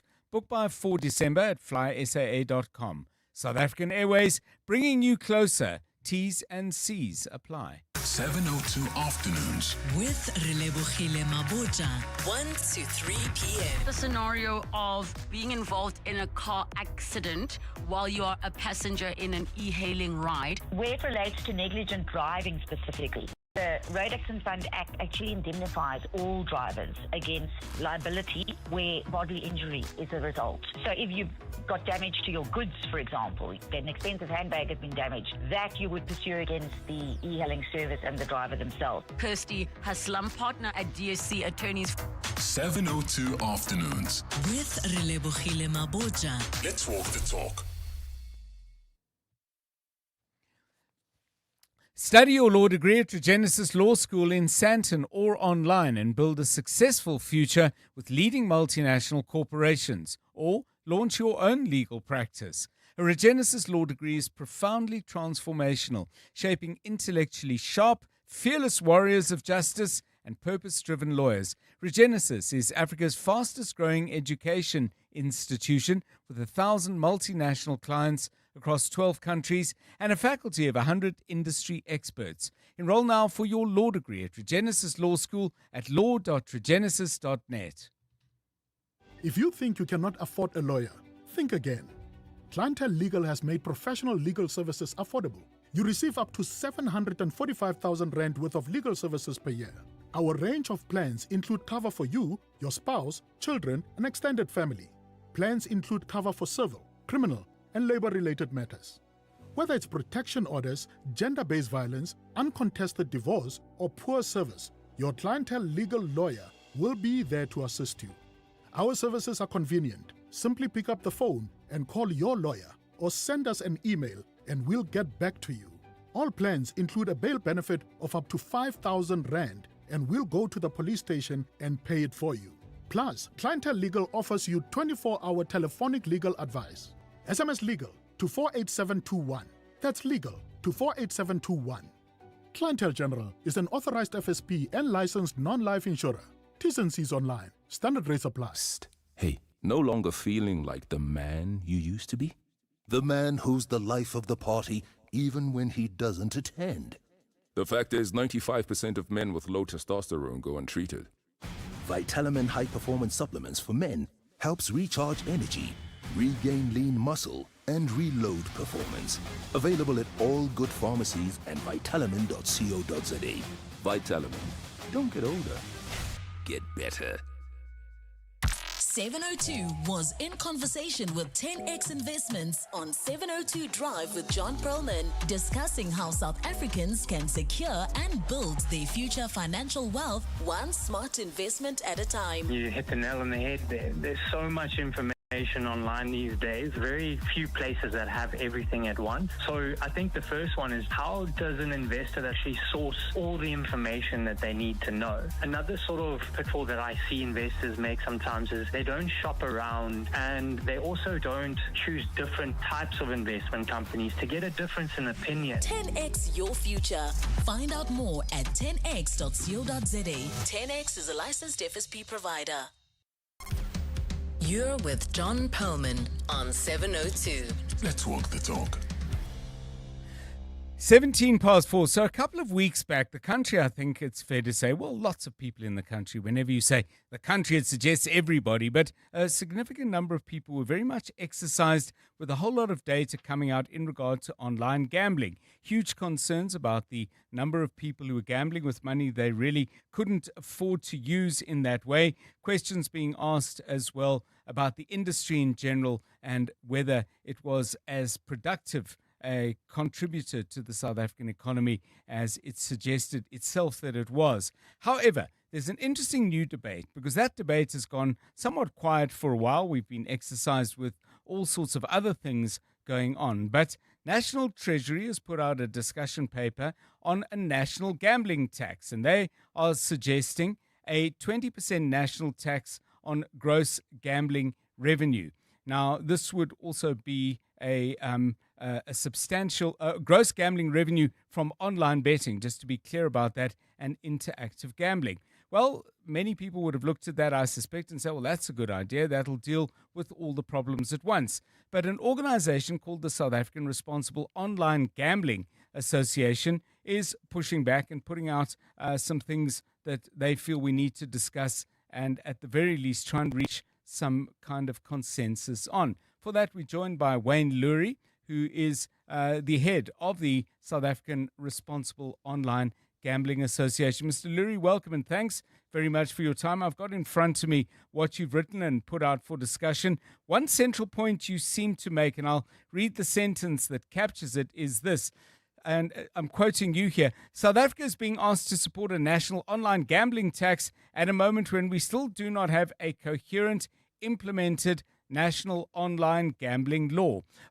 Why are you making that point? Why do you feel coherence in the law has to come first? Good afternoon to you. Hi, John. Good afternoon. I just need to clarify, firstly, we are the Safe and Responsible Online Gaming Association. So I'm starting to despair and live with the South African part. But the reason we chose to be safe and responsible is we're looking to have a continental, if not even further reach with the association and specifically around responsible gambling.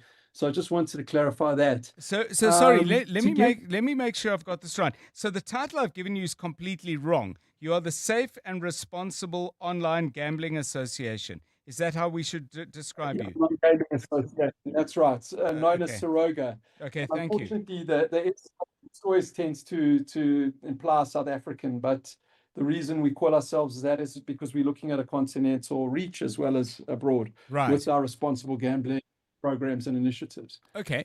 And my day job remains an attorney in the industry, and I've been such for over 20 years now. So I penned that article with both hats on, but certainly it's got pertinence to both. Yeah. So let's get to the question I asked you then. Why do you think we need a comprehensive and presumably well-drafted law before we talk about tax? The simple fact is we don't have a national law on interactive gambling. That's stalled in 2008. So if we go back to the 2004 National Act, interactive gambling was contemplated in that act and was also mandated, not only contemplated, that a committee would be formed to advise the minister by the end of 2006. So it ran for a year from 2005 to 2006. And thereafter, the minister had another year to bring out legislation. This culminated in the 2008 Amendment Act, which basically has been stalled ever since then. So that's 17 odd years, pending regulations which have never come about. And for all intents and purposes, I don't ever see a revival of that act. What's currently happening is that there's initiatives in Parliament, largely driven by the DA, first Jordan Hill-Lewis, who's now the Mayor of Cape Town, and more recently Toby Chance, reintroducing that bill, to try and finally legislate for the area. But in the interim, and this is the important distinction because often confuses people, what people are betting on an online sense is online betting by bookmakers who are licensed by provinces to provide sports betting and other contingencies. Right. And contingencies are very defined and include all the sort of casino style, crash style games that we're seeing today. And those are 100% legitimately approved by the provinces. And furthermore, and this is an important point to make in the context of what's been proposed now in this discussion paper, they're paying tax on GR Yes. in those provinces, which currently is around 6%. And of course, there's VAT on bets.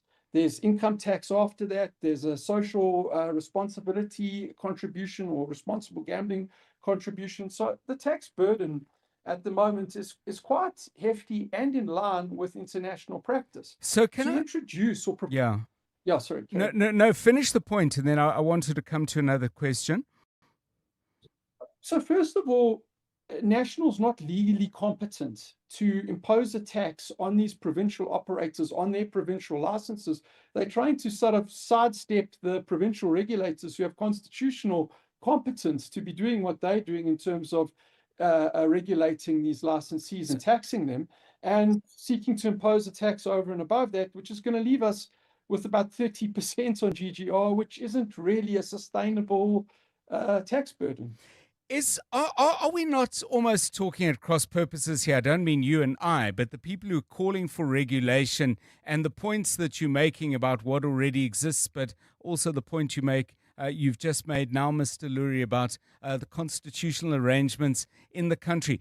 The cross purpose that it seems to me is going to maybe bedevil this conversation is that people are looking for taxation as a way of dealing with a social ill, very similar to the conversations we've had about taxes on liquor and tobacco, for example.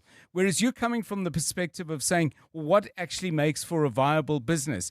Do you think do we not need to iron out that problem first? In other words, a shared understanding of the extent to which online gambling is socially destructive.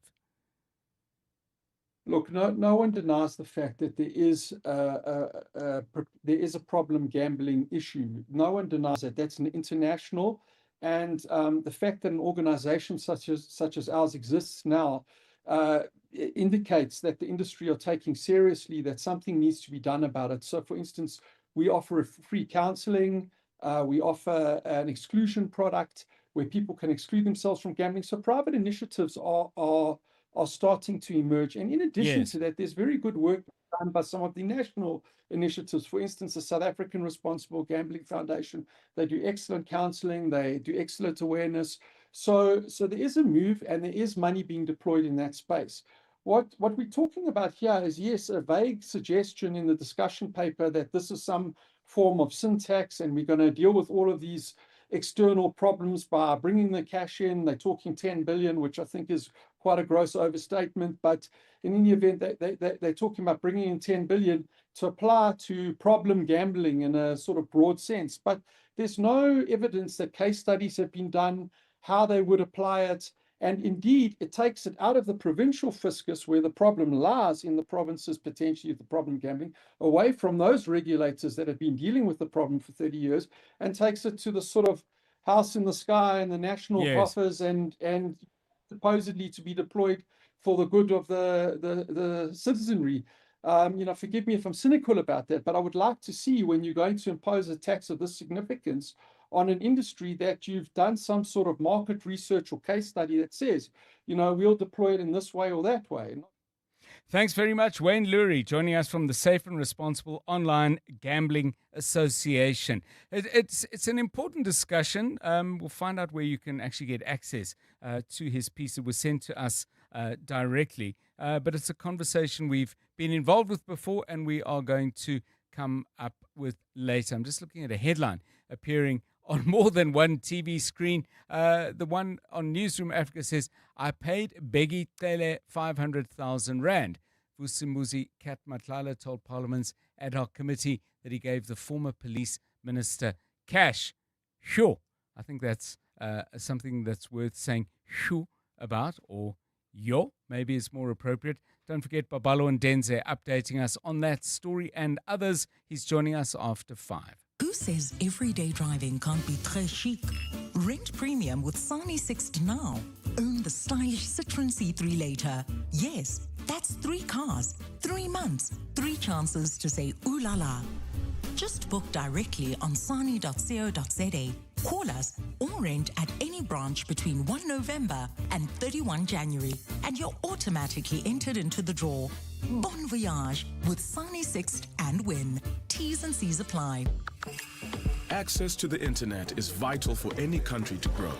That's why the recent 6.75 billion rand digital infrastructure deal that Standard Bank Corporate and Investment Banking facilitated between Telkom and an Actis-led consortium is so transformational for South Africa. It unlocks growth and provides internet access to underserved communities who will now have access to the internet for the very first time. Search CIB Stories of Impact to watch the full story. Standard Bank is an authorized FSP and registered credit provider. T's and C's apply. Black Friday weekend is now on at Checkers. Save up to 50% on deals like Coca-Cola Original Taste Less Sugar Soft Drinks 1.5 litres, 4 for 49 Rand, save 35 Rand. Bacoma Wheat Bix 1.35 kgs for 69 Rand, save 21 Rand. And Baby Soft 2-ply toilet rolls 18 per pack for 99 Rand, save 71 Rand. Deals valid until Sunday, 30 November 2025. Only at Checkers and Checkers Hyper. In-store only. EWN Business. 28 minutes past 4 to the markets we go. Looks like things have gone well today. It's been a bit of an up and down week, but very much up to date, Stephen Curtis. Good afternoon, John. If I had, 500,000 Rand, just to take a figure that someone gave me at, Zimbabwe or something. Where did that come from anyway? I'd probably put it in the JSE today. Okay. Should have done it yesterday. Indeed, I should have, yes. But you didn't give it to me. Never mind. The JSE All Share is up 1.27%, 111,691 points. Financials up 1.5%. Industrials up 0.2%. Resources up 1.87%, nearly 2% on the day. Gold looking okay, platinum looking okay, the kind of usual suspects looking okay. The story of the day is so obviously Tiger Brands. Not only do they have a spanking new logo, which looks like the old logo with fewer colors in it. It looks very nice. But they also said that revenue was up nearly 3% in the year to the end of September. Group operating income was up 35%. Operating profit from milling and baking jumped 27%. They have a special dividend as a result. John, there's some interesting things. So in the fizzy drinks, carbonated drinks, to give it the official, so carbonated beverages, they say they had to steeply discount There's clearly some kind of price war going on in fizzy drinks at the moment. Anyway, Tiger Brands up 7.23% on the day. ASP Isotopes up 5.6%. Sappi up 4.35%. And then, of course, you get Telcom up nearly 4%, and then into the miners. So Harmony up 4%, Valterra up 3%. Quilter actually up over 2.5% on the day as well. Vukile, the property fund, their net operating income for properties in South Africa up by 10%. There's a really interesting thing about trading density, John, how many sales you get per square meter. And in their township malls in South Africa, that figure's up 7%. It's up pretty much across the board, but more up in that segment than it is in suburban areas or what's called the commuter malls. So I find that very interesting. We'll speak to their CEO, Lawrence Rapp, about it tonight and just sort of see if we can get a bit more information. I'm also very interested in what you do to keep people coming to shopping malls. I mean, for me, it's very simple. Just abolish the parking machine. Have a public thing at which you invite me to come and drive over the thing is how I would start that process. AB InBev down 2.22%. Netcare after their results yesterday down 2%. And Vodacom down 1.8% at the moment. In the US, we're expecting a higher open. People now expecting, here we go again, a cut in interest rates by the US Federal Reserve, and then also waiting for more economic data as a result of the end of the shutdown of the US federal government. The gold price, $4,143.25. Platinum, $1,567.30. Brent crude, $62.34. The rand to the dollar, 17.15 to the euro, 19.82 to the British pound, 22.64. Stephen Curtis, EWN Business. Thanks, Stephen. Back with us in about 55 minutes' time. Right now, let's get the very latest eyewitness news. It's busy, to put it mildly, at Parliament's ad hoc committee, and Bali Dlamini has this story. Thanks, John. Good afternoon. We begin with news just in. Controversial businessman Vusimuzi Matala has made damning claims at Parliament's ad hoc committee, which is probing allegations of police corruption. Matala says he gave former police minister Bheki Cele 500,000 rand in total. He says these payments were made in cash and that Cele actually wanted more money from him. The committee is sitting at the Hoshimampuru Correctional Centre in Pretoria, where Matala is currently detained and awaiting trial for attempted murder. Meanwhile, Matala has also told the committee that he has trouble remembering a lot of things due to spending months in solitary confinement. He was responding to questions about a raid at his Pretoria home by police where his firearms were seized. But he told the committee that it was former Minister Bheki Cele who assisted him to get his firearms back from the police after that raid, but he just could not remember the exact dates. On the 12th, we didn't go immediately after the first raid. You know, the dates, I just remembered now them when they showed me the documents yesterday. Like I'm saying, a lot of things I forget them. Yeah. I'm in solitary confinement. I forgot a lot of things. As a vote of no confidence against him looms, KZN Premier Thamsanqa Ntuli says the Umkhonto weSizwe party has been targeting him for a while now. The party has informed the Speaker of the KZN Provincial Legislature of its intention to table a motion of no confidence against Ntuli in its next sitting. The party has cited financial mismanagement and a failing government of provincial unity as some of the reasons, but Ntuli says the coalition is intact and has made good strides in a period of a year. Ntuli spoke to journalists on the sidelines of a cabinet community program in Gwandengezi in the west of Durban. Nhlanhla Mabaso reports. Despite a possible vote of no confidence against Premier Thamsanqa Ntuli looming, he remains confident with his work. He says the MK party has been against him since his appointment in June last year. What else can you expect from the MK? Because right from the beginning, they were saying this premier is not going to last 3 months. After 3 months, it's going to last 6 months.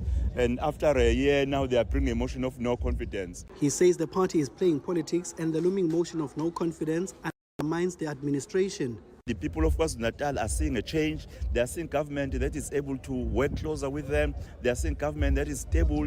The investor confidence has improved in the province of KwaZulu-Natal, and then you go for a motion of no confidence. That is quite very unfortunate for the people of KwaZulu-Natal to have such leaders in those benches. It's now up to Speaker Nontembeko Boyce to indicate whether the matter will be in the order paper or not.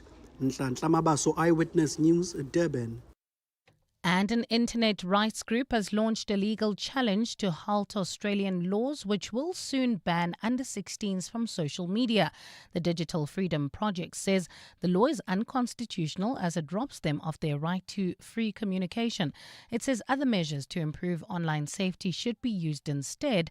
From the 10th of December, Australia will force social media platforms such as Facebook, Instagram and TikTok to remove all users under the age of 16 or face hefty fines. It's a partly cloudy afternoon in Gauteng today with isolated showers and thundershowers expected.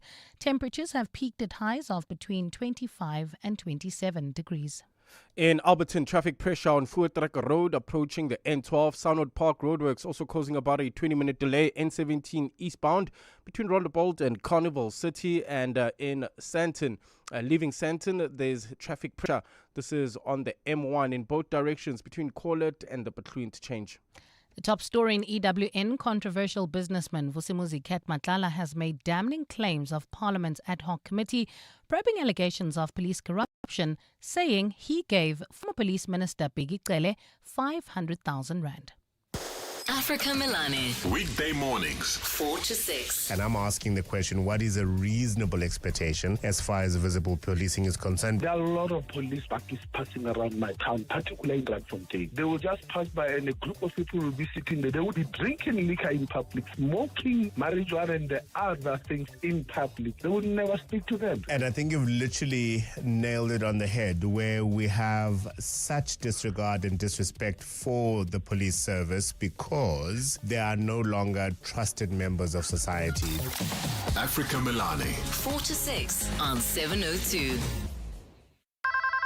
Smart Steve from Momentum. Hello. Stevie, it's Clinton Myers, the Minister of National Treasures. Mr. Minister, how can Momentum Insure help you? This economy is not helping with the cost of my gusheshe, my tires, man. Just get Momentum Insure's safety returns and get up to 30% cash back, even if you claim. Is it true? Stru's Bob, Mr. Minister. Visit momentum.co.za or call 0860 006 784. Momentum Insure, keeping you safe on your journey to success. Momentum Insure is an authorized non-life insurer. T's and C's apply. You're up at 4 a.m. trying to find the cheapest building materials, but the Zaminis just shop online with cash build whenever. You then pay for expensive delivery or pay Tapo to fetch you with his van. But the Zaminis inquired about free local delivery. So abantu bazotini, when you are still bargain hunting, but the Zaminis are already putting up festive decorations. Be like the Zaminis. Make smarter decisions for your home and shop online with Cash Build for quality building materials at the lowest prices. Cash Build. Elevate your flying experience with Lift Premium. Enjoy even more space, comfort, and convenience with priority boarding, extra baggage allowance, and complimentary lounge access. Visit lift.co.za today.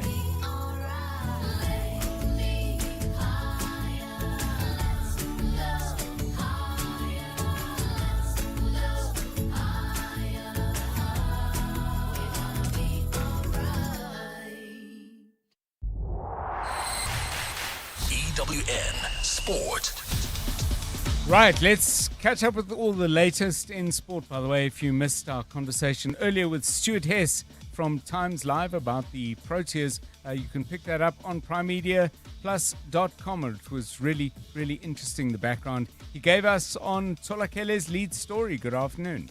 Afternoon, John. And South Africa handed India their heaviest defeat by runs to complete a 2-0 series sweep. That's after winning the second test by 408 runs. It's just their second series win in India and their first since 2000, while defeat surpasses India's previous heaviest loss against Australia back in 2004. For Themba Bavuma, he remains unbeaten as test captain in his 12 matches, winning 11 and drawing 1. I will be a lot more assured of myself as a person, as a captain, and what I'm trying to do out there. I mean, within the team, we have a lot of leaders within the team, and I think it's kind of understanding where certain guys provide value within the team and allowing them to flourish within that space. So, I mean, on the field, I've got your Keshav, I've got your Aiden, I've got your KG. He wasn't there. You know, those are the guys from a tactical point of view. I can always bounce ideas around. Adeslam Wadu has warned Orlando Pirates' rivals that their strength in depth has made them a genuine title threat. His comments come after a 2-0 win over Chipa United in the Bedway Premiership, in a result that moves them joint top with Mamelodi Sundowns and with a game in hand.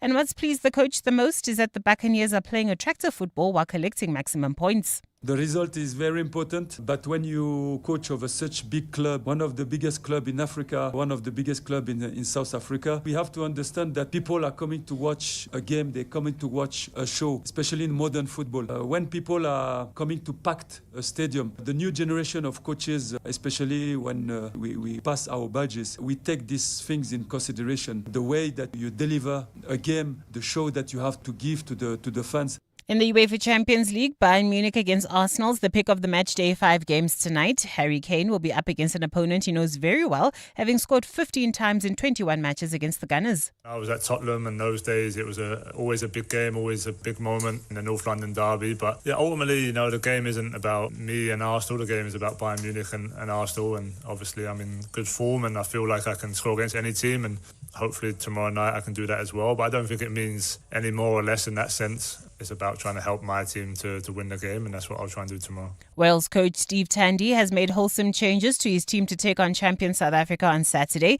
13 players, including Louis Rees-Zammit, are all unavailable, while Aaron Wainwright returns at number 8, having recovered from injury. Tane Plumtree is named at blindside flanker, while Dewey Lake will skipper the side from hooker. And Ahmedabad will stage the 2030 Commonwealth Games as the multi-sport event marks the centenary of the inaugural event. Most of the events will take place in the 130,000-seater Narendra Modi Stadium, which is the world's biggest cricket stadium. Tola Gilimganga, Eyewitness News Sport. EWN Traffic. At 19 minutes to 5, EWN Traffic is brought to you by Outsurance. SMS the word out to 45142 now, and you could save on car insurance. If you don't, ask them for 500 Rand. Problems out in Alberton, south of Joburg, southeast of Joburg. What's causing the delay? Here's Karabo Chali. Well, it's not clear what's causing this delay, John, at this stage in the Alberton area. This is approaching Fuatreka and the N12. But I see there might be faulty traffic lights there. So if you are on that route, please confirm that. If I'm right, you can WhatsApp us on 072-702-1702. While in Sunwood Park, roadworks also causing heavy delays. Expect about a 20-minute delay N17 eastbound between Rondebosch and Carnival City. In Edenvale, slow-moving traffic heading towards Bedfordview. R24 westbound between Edenvale Road and the Gilulis. Interchange Calvin Alex traveling towards Germiston. Roadwork still causing more than a 30-minute delay. N3 south between the Patloo interchange and London Road. Marlborough traffic sluggish on Marlborough Drive from Southway to the N3 Midrand. Bumper-to-bumper traffic on the N1 northbound from the Patloo interchange to Samrand. And finally, if you're leaving Sandton, traffic heavily backed up on the M1 in both directions between Corlett and the Patloo interchange. If you come across any other traffic issues, please SMS us on 31702. There's more EWN on air, online, and on the EWN app. The Outsurance pointsmen know that every car on the road carries a story. There's a car with a parent and a nervous but excited kid practicing her lines to put on a show-stopping performance at the school play. The Outsurance pointsmen know it's not just a car in traffic, it's a future superstar on the move. Every story's different and every story matters. That's why the Outsurance pointsmen have been doing what they do since 2005 in proud partnership with 702. Outsurance is a licensed insurer and FSP. You're with John Perlman on 702. Let's walk the talk. 702 Drive. So Mbali Dlamini's had a story running regularly throughout the afternoon about something going on in Australia. That country has decided that children cannot hold accounts on social media platforms, children or young people under the age of 16. That's being challenged in court. Their two 15-year-olds, Noah Jones and Macy Nyland, are going to court, and they're being backed by a group called the Digital Freedom Project. Heated debate around it. A lot of debate at the time. The Australians said they were going to do it, and I thought, let's just debate the issue right here on 702 Drive. I mean, what do you think? Is there some value in setting an age limit? Apparently, it is doable because the story reporting on the court case says Meta, TikTok, and YouTube are legally obliged to ensure that Australians aged under 16 cannot hold accounts on their platforms. And they're busy filtering that out and getting that in place right now. So let's assume it can be done. Tolakele Mganga, should it be done? Yes, but I also think as adults, we also need to realize that not all apps are for us to engage with. For example, TikTok, for most part of its initial launch, was just for kids to do like their cute dancing videos and to watch Miss Rachel. And then the pandemic happened and people that didn't enjoy being on Twitter and other social media apps migrated to there. Now all of a sudden it's like for the adults. There's actually no space for kids to just have their fun without having to mingle with the adults. And I think us as adults as well need to kind of find different apps where we outgrow certain situations and we just let children be children without having to watch that for them. Okay. Karabo Chale? I think that's a nanny state kind of tendencies. They're going too far. I think it's the responsibility of the parents to monitor what the kids are entertaining on social media. As a parent, I check my son's phone all the time. I tell him that you can't be on these certain social media apps. It's unacceptable. I won't allow it. And I think it's the parents' responsibility to do that, to actually monitor that and have restrictions and not have the government interfere. I think it's not fair. So, I mean, if you think of of South Africa and the circumstances in which so many families find themselves, all very well to say parents ought to monitor, but in fact, parents are so stretched. You know, if you're working, perhaps you live out in Katlehong, you're working in a supermarket somewhere in Alberton or Germiston, you're getting up early, you're coming home late. I mean, I get that parents are responsible for stuff, but don't we need to lend them a hand? Well, these days, if you can afford to buy your kid a smartphone, I'm sure you can also afford to download apps where you can monitor your son's phone because it's important. I mean, it's just your responsibility. I'm afraid you have no choice. And you make an important point. There are tech solutions. Jono, what's gone viral? Obviously, you've got a very keen and educated eye on the general world of social media. I mean, your thoughts? Yeah, I mean, I don't know if a total ban is the right way to go. My question would be, okay, well, why are we calling for the ban? Is it because you are wanting to protect children below a certain age from predators, from bullying? Is it because brains are still developing, and if these kids are constantly on these devices, does it have some kind of an impact on the psychology and the mental health of these kids? So I think from that understanding, it would be good to get an expert from that, and then base the opinion. But yeah, I mean, like Karabo says as well, there are apps that parents can use to monitor the time spent on certain apps. But for me, a total ban, I'm not sure that's the correct way to go. Because even if you look at the bullying thing, so somebody may get bullied online or on a social media platform, but then what's different to being bullied on the playground, So yeah, for me, a total ban, I'm not for that. Okay, and let's just finish with one of the young people involved in the court matter, Noah Jones, who says the government's policy is lazy. We're the true digital natives and we want to remain educated, robust and savvy in our digital world. They should protect kids with safeguards, not silence. I'm on the fence on this one a little bit. I'm not too sure. Probably if there was a referendum, I would probably vote for the ban. That would be me. If I had to pick one or the other, there are if, buts, and maybes. But if it came down to an either-or choice, no, we're not going to do this, or we are. I'd say, yeah, let's give it a try. Do it for a year, assess it, and see how it goes. What do you think? Give us a call. 011 883 0702 and 072 702 1702. 12 minutes to 5. The Midday Report. Weekdays, 12 to 1. On the Midday Report, every day from 12 to 1 p.m, we will bring you breaking news from the scene as it unfolds with newsmakers, reporters, commentators, experts and analysts. We'll explain the stories of the day, give you context for why they are important and what they mean for you. It is everything you need to know in 1 hour, from news to global events, business, sports, science, books, and always some good news too. Appointment listening every day at 12 with the Midday Report. The Midday Report with Mandy Wiener. 12 to 1 on 702. 702. South Africa is taking its place on the world stage at the B20 and G20 Summits 2025. Telkom has been proud to stand with the nation, building a digital future that reaches every community. Through reliable fiber, mobile, and cloud networks, Telkom is connecting families, small businesses, and young people to new opportunities. They're helping drive digital public infrastructure so services are easier to access for all. Telkom, the digital backbone of South Africa's future. As an FSCA-regulated broker, Prime XBT gives you the confidence to trade market volatility your way. Enjoy low trading fees, advanced tools across crypto futures and CFDs, and VIP discounts of up to 70% available to new traders. Take advantage of free deposits and withdrawals with crypto options and local South African payment methods. Prime XBT, empowering traders to succeed. Trade responsibly. Trading comes with risk. 10 years ago, Illuma Capital set out with one goal: to help people like you build a legacy for tomorrow.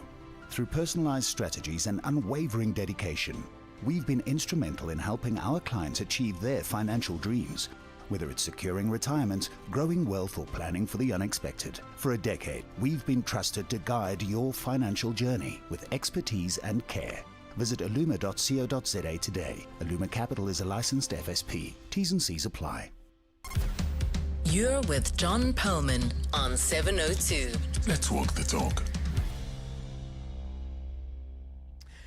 702 Drive, it's that time of the week when we do what we call minding your money, and we do it in the company of certified financial planner Paul Rulofse.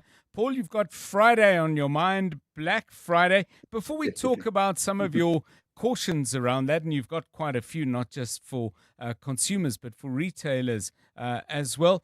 Briefly, why is it called Black Friday, and why do we have it at all? Hi, John. Yeah, it's been around for a long time. It's actually an American derivative. What actually happened, Thanksgiving is this week. And just before going into Thanksgiving, a lot of companies find themselves in the red, which is an accounting term to say that you're not making a profit. And they would come back from Thanksgiving and think, well, let's discount. We've only got a few weeks left to the end of the year. Let's put our goods on a discount and try and turn it over a lot quicker. And that would bring them back into the black. Yes. And that's where Black Friday apparently has come from. So it's already an accounting term which we've adopted. But it's become a big thing, John. It's become a traditional thing now, something we all expect at this time of the year. But what triggers it off is from America, the Thanksgiving, which is this week. Once people come out of it, the Black Friday is really set to turn over stock, which we all take advantage of. Okay, so I know that your view on this, or I'm anticipating your view on this, is going to be cautious because I think you generally advise people to invest money and not just to spend it. Is there not an argument to be made, though, that if you on a Black Friday sale can get that washing machine you need at a substantial discount, whatever you save on the washing machine you can put into an RA or a unit trust? Well, I think the key word there is if you need it, John. Yes. And I think that's the defining line. If you're going to launch into Black Friday and get lulled into the discounts because you've got this perceived value on something that you weren't really looking for and something you really didn't need, then I'd say that's where I'd caution people. But no question about it. To your question, we should be looking for those essentials, those things that we really need, the things that we can even buy up in bulk, but we know that we're going to use them and they are essentials. If you can find some discounts there, then it's an obvious choice. But I think where the line is drawn is where people start working on the nice to haves. You know, that television comes in at a lot cheaper than I thought it might be, but I don't need the TV. But I'm getting 30% off on it. Well, why don't we just get one? You know, it's those kind of nice to haves that are probably going to be the problem at the end of the day when we get absorbed into all this hype on a Friday, on a Black Friday. Let's talk a little bit about the retailers. I'm not going to whip one of my dead old horses and say to you, but Paul, don't people need to give themselves treats? And because you're not in the give yourself a treat business really in trying to advise people on planning. But let's talk the retailers. I mean, is there a danger for them that, if Black Friday goes too well, it's so close to another boom time spending period that in fact the tank might get emptied more than it should? John, it must be a problem. Retailers, unless they're joining the pack now, because I see a lot of retailers are engaging in Black Friday as well, because they need to make sure that they can get part of that slice, that's left at the end of the year.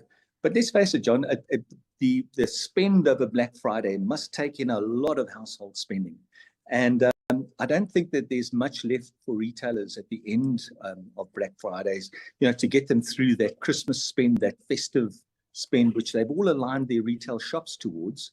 There must be a hollow ground. There must be something, a space left over, which isn't much for them to take advantage of. So I think it does hurt retailers, must hurt retailers. But I think they also align themselves to it, John. We know, for example, that mall shopping is diminishing, and online shopping is taking its place and growing at a very exponential rate. So there is a transition that we're going through in terms of this time of the year. But I do think that retailers will certainly suffer the consequences of too much spend over Black Friday, because they're getting the slice before they've got a chance to. There's still a couple of weeks left before the festive season ends. And Black Friday jumps in a little sooner than they would like it, I think. What about, I've heard this, and I must be honest, I don't pay any attention to Black Friday at all as a consumer, although I'm very interested in it for the kind of conversation we're having, Paul. But I have heard that there's going to be a real push on well-priced essentials. Now, I don't know what constitutes an essential, but household goods, things that in the old days used to get called groceries and so on, and that more of an emphasis on bulk buys and that kind of thing. I don't know if you're getting any indications of that, but if that were to happen, that might be a nice shot in the arm that perhaps addresses some of your concerns. Most certainly, John. The spend is directed towards must-haves and not nice-to-haves. In terms of budgets, I'd like to, when I train and coach people on budgeting, instead of getting into the technical language, you just want one line. You want the line in your expenses that are must-haves, and the other line is those that are nice-to-haves. And if we can find that line quite quickly before Friday, where we've got must-haves, and I can find a big, huge, useful discount on those essentials, then I think we're in the pound seats. Why not, John? Take full advantage of that, because especially if you're buying in bulk, you're buying forward. And when you turn the corner next year, when we've got thin, leftovers from the Christmas spend or the festivity spend, we walk into January and we've got that hangover from all that spend. If you now have bulked up on a few months or few weeks extra of essentials, you've got to have that step forward. So I really encourage that. Take full advantage, but work with a calculated decision, and not just get lulled into the fact that because it's 30% off. Remember, John, if you're getting 30% off, you're still spending 70%. So make sure it's on things that you really need rather than things that you'd like to have. Yeah, on my way to get that special on dishwashing liquid, I happened to walk past a very widescreen TV, and it just jumped into my trolley, honest. I didn't even reach out for it. So tempting, John. Tempting. Or make eye contact. Paul Rulosa, thank you. Certified financial planner, minding your money at this time every Wednesday. And just, by the way, if you are in the retail space, I mean, you don't necessarily have to tell us the name of the entity where you work, but is there more of a focus on essentials on Black Friday 2025? Maybe if you're in marketing or promotions of any kind, you might have some insights as well, but do share them with us on 011 8830 702. In the last 24 hours, this is what's happened in your world. 4 suspects, including a judge and a leader of a well-known church, are expected to appear in the Pretoria Serious Commercial Crimes Court this morning. They were arrested on charges of corruption and money laundering during an operation conducted last night. Yesterday's arrests follow serious allegations of corruption involving attempts to influence a civil case currently before the High Court in Pretoria. The matter apparently relates to a well-known South African church embroiled in a long-standing succession dispute. EWN, in touch, in tune, and independent. The 2025 SALGA National Members Assembly is happening right now in the city of eThekwini, where South Africa's local government leaders are shaping real solutions for stronger, more resilient municipalities. From infrastructure renewal to digital transformation, climate action to revenue strengthening, the National Members Assembly is where action meets impact. Stay informed and follow all the highlights and key outcomes on SALGA's official platforms. SALGA, inspiring service delivery. Join the Times Square Lights Extravaganza this December. Experience our gardens outside the Sunbet Arena come alive with bright, sparkling festive lights. Take a stroll and discover mesmerizing photo opportunities at every turn.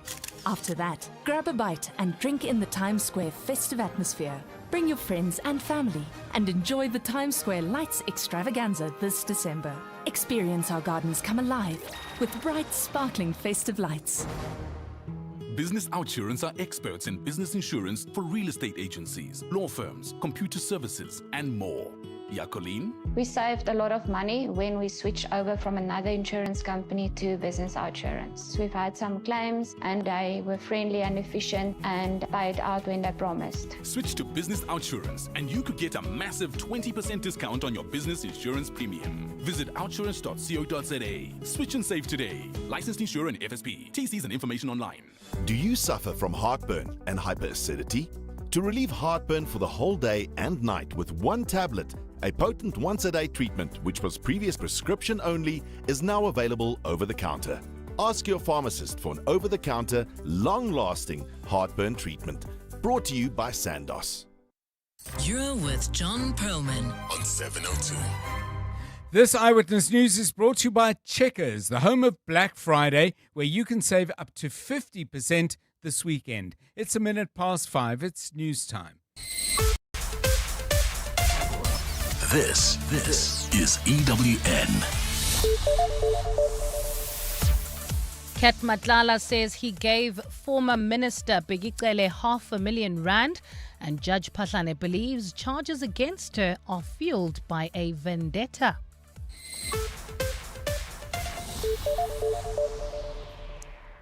Good afternoon, I'm Bali Dlamini.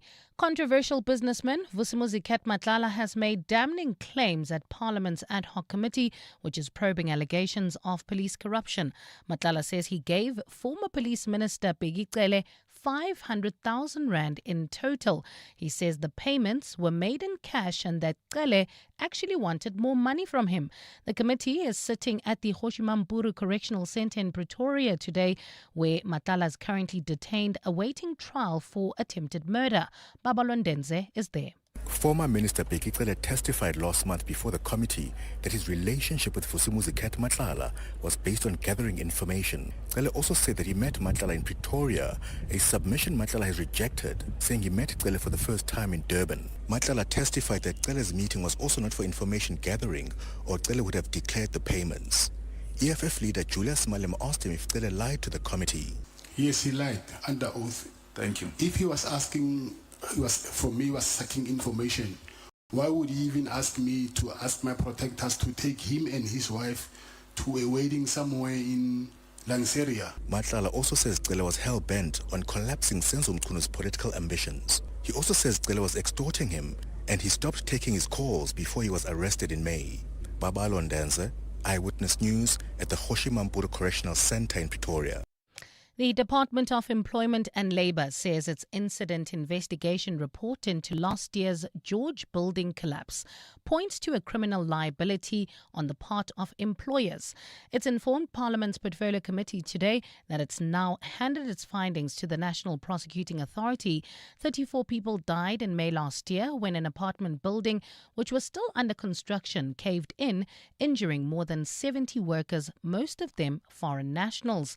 Lindsay Dentlinger has more. Chief Labour Inspector Millie Rater says the report into the building collapse was completed on the 31st of last month. She believes the evidence is strong enough for contractors to face criminal charges. The report was handed to the NPA last week, Tuesday. We decided not to follow the formal inquiry process and also not the joint inquiry process. Deputy Minister Jomo Sabia says he has full confidence the report will lead to those responsible for occupational health and safety lapses to be held accountable. The investigation that was done and its conclusion and the report that we have sent to NPA, it's a solid and we have covered everything. We've made sure that we deal with all the matters. The committee has heard that of the 77 workers affected by the collapse, 53 of them were foreign nationals, none of whom had work permits, and all of them confirmed by the Department of Home Affairs to have been in the country illegally. Lindsay Dentlinger, Eyewitness News, Parliament. High Court Judge Portia Pahlane says she believes that the charges against her are fueled by a personal vendetta by parties involved in the succession battle in the International Pentecostal Holiness Church. Pahlane was arrested yesterday with her son Kagiso on charges of corruption and money laundering. The leader of the Jerusalem faction of the church, Michael Sandlana, as well as church spokesperson Vusindala, appeared in the dock on the same charges. Pahlane is accused of accepting bribes of over 2 million rand from Sandlana for a judgment in his favour. Khomotso Modise has more. Since the death of IPHC leader Clayton Modise in 2016, the church has been embroiled in sometimes violent leadership squabbles, even splitting three ways, with Michael Sandlana leading the Jerusalem faction. Their civil case has been playing out in the High Court before Judge Portia Pahlane, who's now accused of taking bribes from Sandlana. Pahlane believes the allegations emanate from an aggrieved party in the case. Her lawyer, Pete Du Plessis. During the course of the said trial, I was personally targeted with allegations against me of corruption and an application for my recusal, which I refused. This led to various threats against my life. While Magistrate Nika Sitsohwe granted Pahlane bail of 50,000 rand, her co-accused, including her son, were also released on 10,000 rand bail each. But prosecutors have opposed bail for Sandlane and have requested that his application be heard in the Commercial Crimes Court next week. Khomotso Modise, Eyewitness News, Pretoria. And with the use of foreign mercenaries in the Russia-Ukraine conflict under the spotlight, Kyiv is now offering citizenship to people that join its army. Since Russia launched a full-scale invasion of the Ukraine in 2022, both countries have suffered massive casualties in their respective armies. Both countries have enlisted the help of foreign fighters from across the globe, with South African law enforcement authorities now investigating a case of 17 men allegedly duped into fighting in the front lines for Russia. Thabiso Koba has more. Before Russia's invasion in February 2022, Ukraine had intentions of joining NATO as a security measure against the Kremlin. The ongoing conflict has made joining NATO almost impossible now for Ukraine. Ukrainian authorities who spoke to EWN say without protection from NATO, its army was never going to hold off Russia for as long as it has without outside help. Ukraine's military ombudsperson, Olga Reshetilova, says government has created incentives for foreign fighters to join them. We have a newly adopted law which allows them to have Ukrainian citizenship after a year of their serving. Many of them have the wives here, they have their own life here in Ukraine, they are very engaged in Ukrainian social life. The Ukrainian government says joining its military is voluntary and it doesn't engage in false recruitment. Thabiso Koba, Eyewitness News. Gold is trading at $4,149.97 an ounce. The rand is at 17.13 to the dollar, 22.61 to the pound, 19.84 to the euro, and Brent crude oil is at $62.40 a barrel. Alberton, you can now expect about a 20-minute delay. That's heading into the CBD of Alberton on Voortrekker Road, approaching the N12. In Rue de Koop, Germiston, traffic heavily backed up traveling towards Leondale. That's on the R554 Heidelberg Road between the N3 and the R103. Sunwood Park roadworks now causing more than a 30-minute delay on the N17 eastbound between Rondebolt and Carnival City. In your sport, the Proteas hammer India by 408 runs to complete historic clean sweep. Adeslam Wadu denies Mbegezeli Mbogazi's reported move to the MLS. And James Ryan banned for 3 matches for dangerous clear-out in defeat to the Springboks. A partly cloudy Thursday in store for Gauteng tomorrow, with morning fog patches and afternoon thundershowers expected. Johannesburg dropping to overnight lows of 13 degrees, peaking at 26. Pretoria 15 and 29, and Vereeniging 13 and 27 degrees.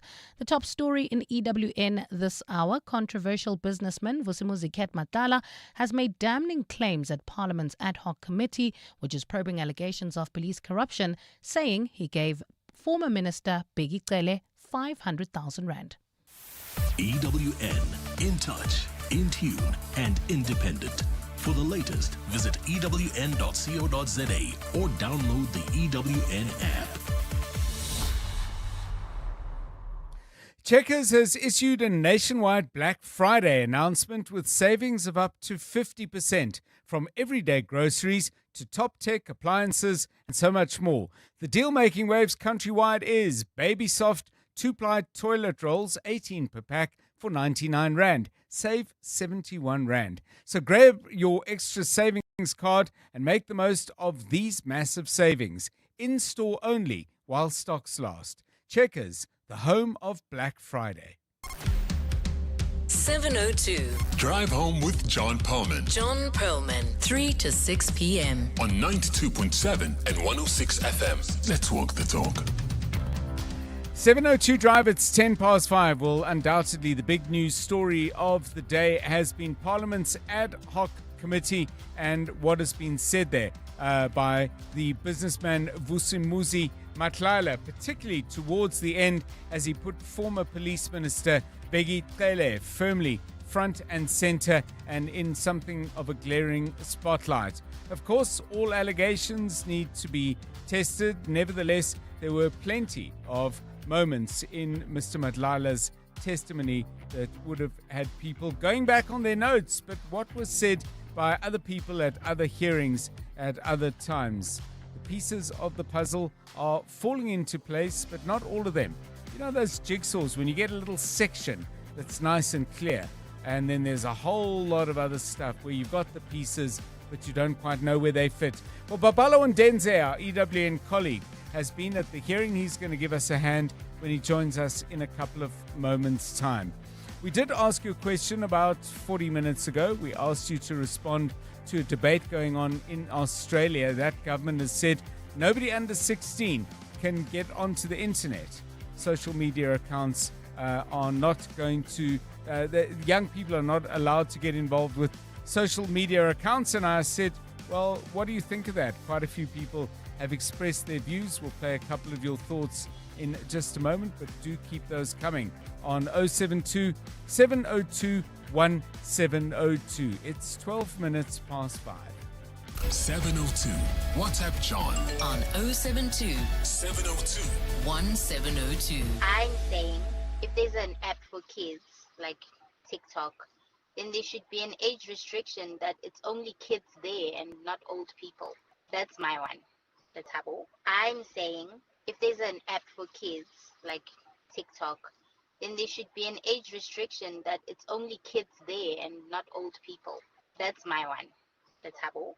Hi, John, and thank you for an awesome topic. I'm in full agreement that kids younger than 16 should not have access to these apps, not have access to any of these social media apps, which we all know provides them with false information, false norms. They aspire to be these perfect individuals, and then depression sets in, bullying has become a pandemic, all because of social media. Depression is the highest amongst the teens now. So, yep, I am for it. And yeah, let's them try it. Let's see if it works. And hopefully South Africa will follow suit. But yeah, I'm for it. Thank you, Jasmine from Joburg. Hi, John and listeners. Matete here from Johannesburg. So I work for one of the major retailers, and there definitely is a big push on Black Friday food and toiletry essentials. If we were to look at pricing, for example, on toilet paper or baked beans, it's a very competitive landscape, and retailers are using those basic items to basically lure customers into the store to fill up their baskets. So using a basic item like your 18s toilet papers or your baked beans or your tomato sauce combos and things like that. Thanks. Very interesting indeed. Now, I realized that I gave a slightly garbled version of what the Australian government is actually doing. I said young people can't get on the internet. I misspoke. Well, no, just got it plain wrong. Apparently, the Australian government has identified so far 10 platforms that would be included in the ban, and they are Facebook, Instagram, Snapchat, Threads, TikTok, X, YouTube, Reddit, and the streaming platforms Kick and Twitch. So I hope that makes it a lot clearer. The broad view I gave of it, saying, young people can't get on the internet is plainly wrong. And I just wanted to clarify that. It's 5:15. EWN Traffic. This EWN Traffic is brought to you by South African Airways. SAA now operates 2 flights a day to Gaborone with morning and afternoon departures. Book now at flysaa.com. At 5:15, Sandton still remains a problem. Yeah, you can now expect about a 30-minute delay if you're leaving the Sandton area. That's either heading towards Midrand or even the Joburg CBD. That's a 30-minute delay on the M1 in both directions between Collet and the Butler interchange. Midrand, bumper-to-bumper traffic traveling towards Centurion, N1 North from the Butler interchange to Samrand. 4 ways, traffic heavily backed up on Winnie Mandela Drive between the N1 and Broad Acres Drive, while in Bryanston, traffic remains sluggish. N1 South, that's heading towards 4 ways from Rivonia Road to Winnie Mandela Drive. There's also about a 30-minute delay due to roadworks in the Calvin Alex area. That's heading towards Germiston. Roadworks causing about a 30-minute delay. N3 South between the Butler interchange, London Road, and Ekurhuleni, Edenville. Traffic congested. R24 westbound between Edenville Road and the Gililis interchange. Sunwood Park heading towards Brakpan. Roadworks now causing about a 30-minute delay. That's on the N17 eastbound between Rondebolt and Carnival City. Germiston traveling towards Leondale, bumper-to-bumper traffic. That's on the R554 Heidelberg Road between the N3 and the R103. And finally, in Alberton, expect about a 20-minute delay into the CBD. This is on Voortrekker Road, approaching the N12. If you come across any other traffic issues, please WhatsApp us on 072-702-1702. There's more EWN on air, online, and on the EWN app. Experience Johannesburg to Gaborone with South African Airways, where comfort meets convenience. Enjoy premium service, flexible morning and afternoon departures, and the warm hospitality SAA is known for. For a limited time, return fares start from just 2,762 Rand, all inclusive. Book by 4 December at flysaa.com. South African Airways, bringing you closer. T's and C's apply. Clement Maniatella. Weekday mornings, 9 to 12. 9 to 12. Why are metros or municipalities not budgeting enough money for infrastructure? Enough money must be budgeted because you are able to raise revenue. And the revenue that we are raising at the level of your metros, let's talk about metros, are there to do current maintenance. They're not even budgeting for future. Because look at the budget of Joburg. It will show you that all that they have raised, they can only manage the current challenge, not the backlog, not the future. Councillor Lesecha Dikhale. Clements Maniatella. 9 to 12 on 702. You can become a victim of a legal problem. wrongful arrest, assault, uncontested divorce, rental disputes, maintenance matters, or labor problems. It can happen to you. Clientele Legal provides tough professional lawyers for an affordable monthly premium. Our legal team is standing by to assist you 24 hours a day. Join today. SMS Legal to 48721. That's legal to 48721. Clientele General is an authorized FSP and licensed non-life insurer. T's and C's online. Standard rates apply. Be in the right place at the right time with Betway's jackpot slots. Stand to win your share of millions of rands in cash every week. Bet on selected slots every Thursday and Friday night between 7 and 10 p.m. and you could be our next big winner. The more you play, the more chances to win. Get way more only at Betway. Terms and conditions apply. Betway is licensed by the Mpumalanga Economic Regulator. No persons under the age of 18 are permitted to gamble. NRGP counseling line 0800 006 008. All events are fixed odds betting games. Finance and Economic Development MEC Lebogang Maile will present Gauteng's 2025 medium-term budget policy statement to the legislature on Tuesday, 2nd December 2025 at 10 a.m. MEC Maile will use the mini-budget to outline the province's economic priorities, fiscal direction, and plans to drive inclusive growth and sustainable development over the medium term. Join the conversation about public finances on Facebook and X using hashtag Gauteng MTBPS 2025. This message is brought to you by the Gauteng Provincial Government. You're with John Perlman on 702. Let's walk the talk. 20 minutes past 5. Let's go to the Kgosi Mampuru prison, specifically the Parliamentary Ad Hoc Committee looking into police corruption and related matters.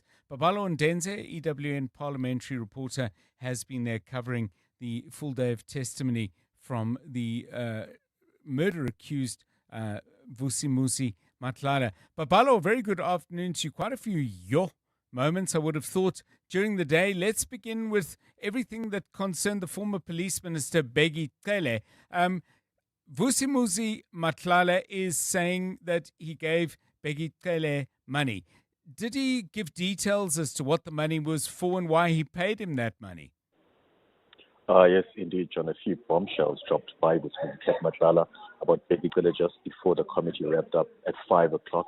And it relates specifically to these two payments, these two tranches that were paid allegedly to Bheki Cele, one for 200,000 and one for 300,000. And these payments, according to Vusimuzi Matlala, were not really for information gathering, or, as Bheki Cele had claimed. He says that it was not for sucking information, to quote Matlala directly. So he says these were rather for, Bheki Cele's own, personal use. He says that, they was for either fixing his cars or for, paying for tickets, as well as for assisting him go to, weddings in Lanseria, yes, as well as another wedding in Muldersdrift.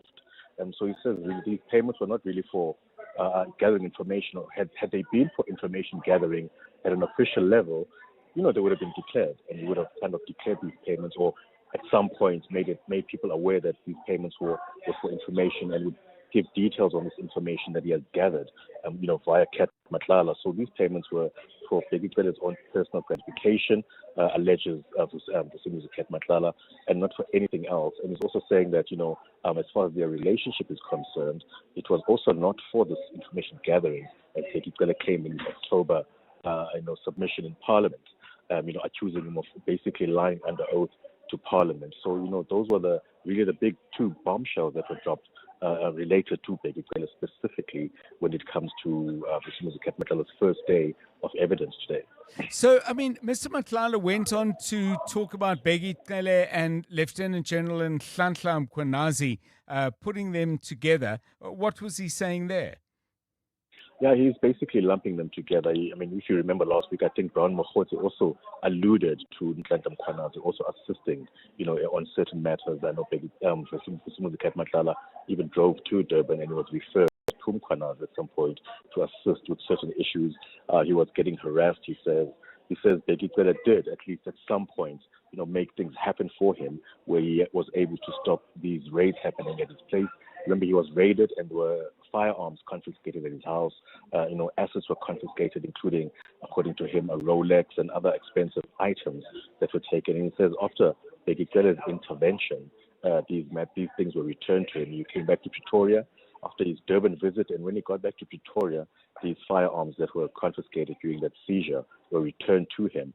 So that's where he is at the moment, trying to give more details to the committee and to the evidence leader exactly how these payments and these meetings with senior politicians and senior police officials like in Nhlanhla Mkhwanazi are concerned. But he hasn't given the committee exact details and on further payments to police officials.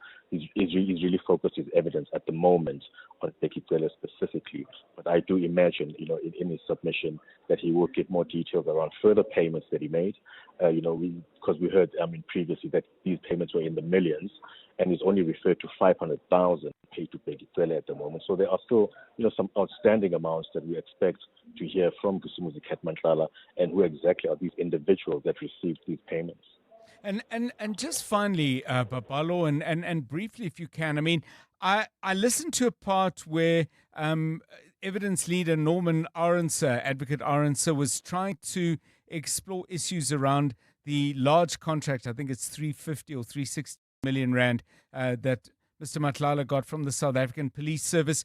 There was a little bit of back and forth about whether he wanted to answer that because he felt that this was a matter that was already under investigation. How far did they get on that particular thing, and did we learn anything new?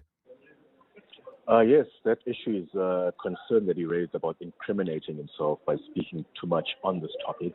He says it is under investigation and it has been looked into. This is 360 million rand that was awarded to his company, Medicare 24. Right. And he says, and this company was. It was cancelled in December last year, but after he received a couple of payments, I think it was 2 payments amounting to a total of 50 million rand.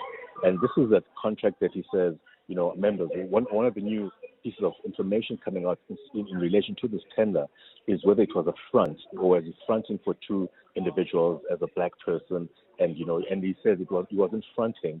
It was a genuine contract that he received, and there was nothing untoward about it. But he was also asked about another tender that's in the public domain, which is related to the Tembisa Hospital, and he says there nothing happened. They only supplied a few items to the hospital, and he's not under any investigation in relation to that tender.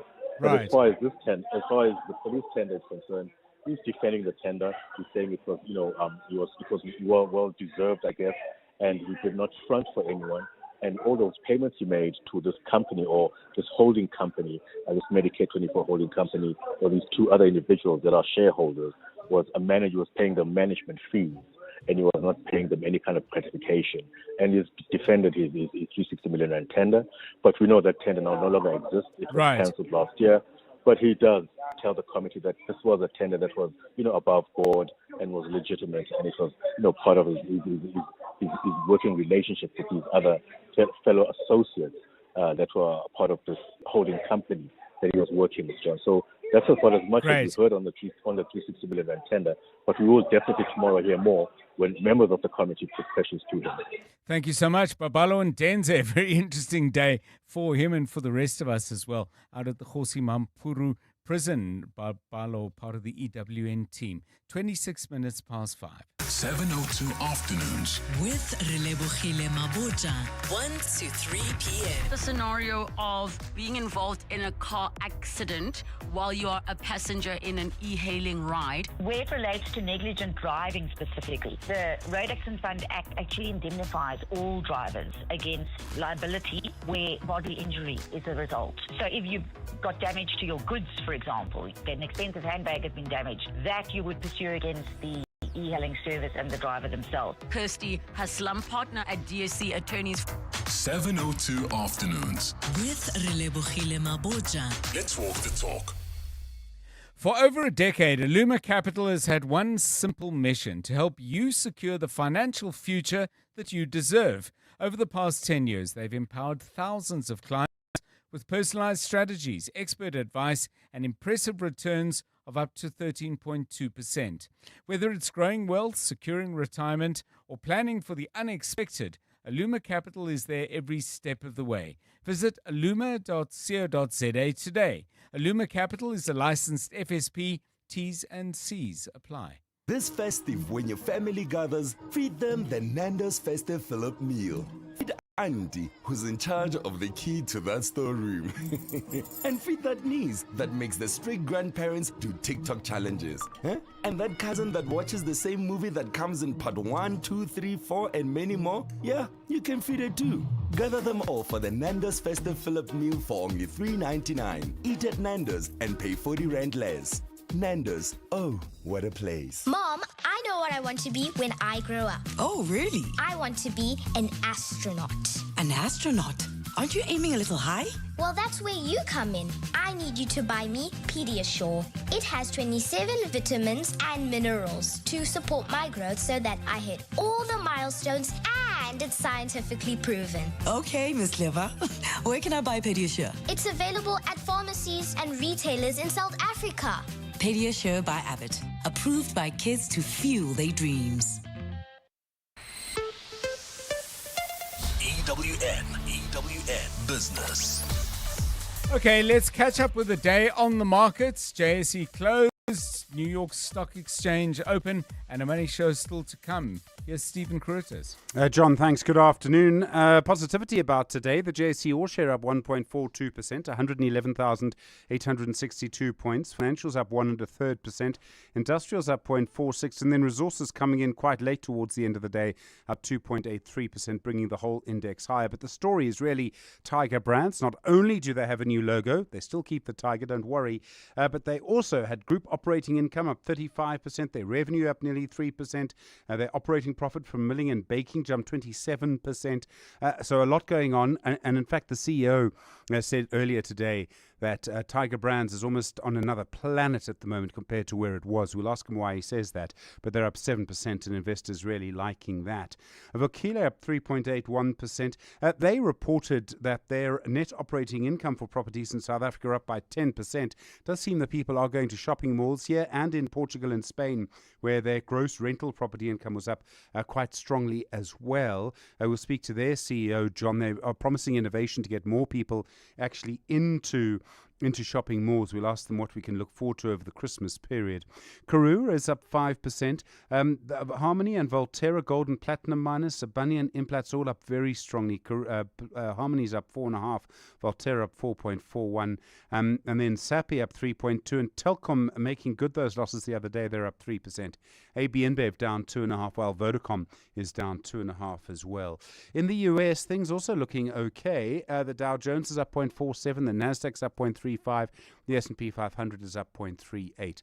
The gold price right now, $4,147.60, platinum $1,561.46, Brent crude $61.77.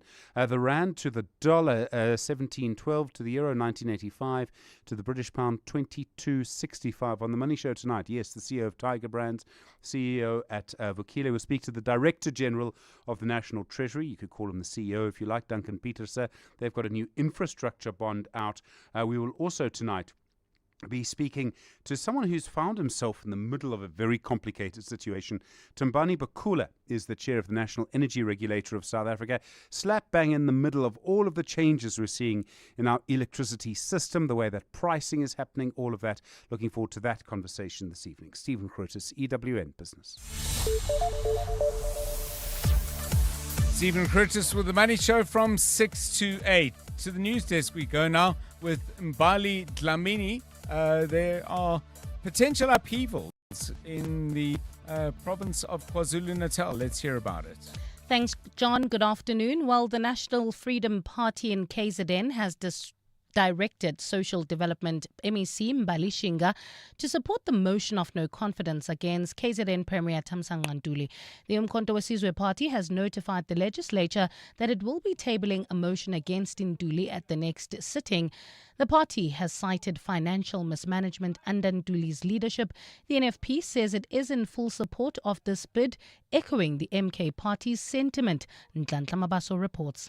The NFP, which is also the kingmaker of the coalition-led provincial government, has written to its KZN Provincial Executive Committee to support the motion to remove Ntuli as premier. In a letter sent by EWN, the party says it's resolved that its only member in the legislature, Mbali Shinga, must vote in favor of the motion. The party says while it is part of the provincial government with the IFP, ANC and the DA, it no longer has confidence in Ntuli. At the same time, Speaker Nontembeko Boyce is expected to announce whether the motion will go ahead as desired by the MK party. Nhlanhla Mabaso, Eyewitness News, Durban. Convicted husband killer Najwa Peterson's fate hangs in the balance after the Correctional Supervision Board and Parole Review Board considered her parole application. She's up for parole after serving 19 of her 28-year sentence for orchestrating her husband Talib Peterson's murder. Today marked her second parole hearing after her parole placement date was referred for review last year following an objection from Talib's family.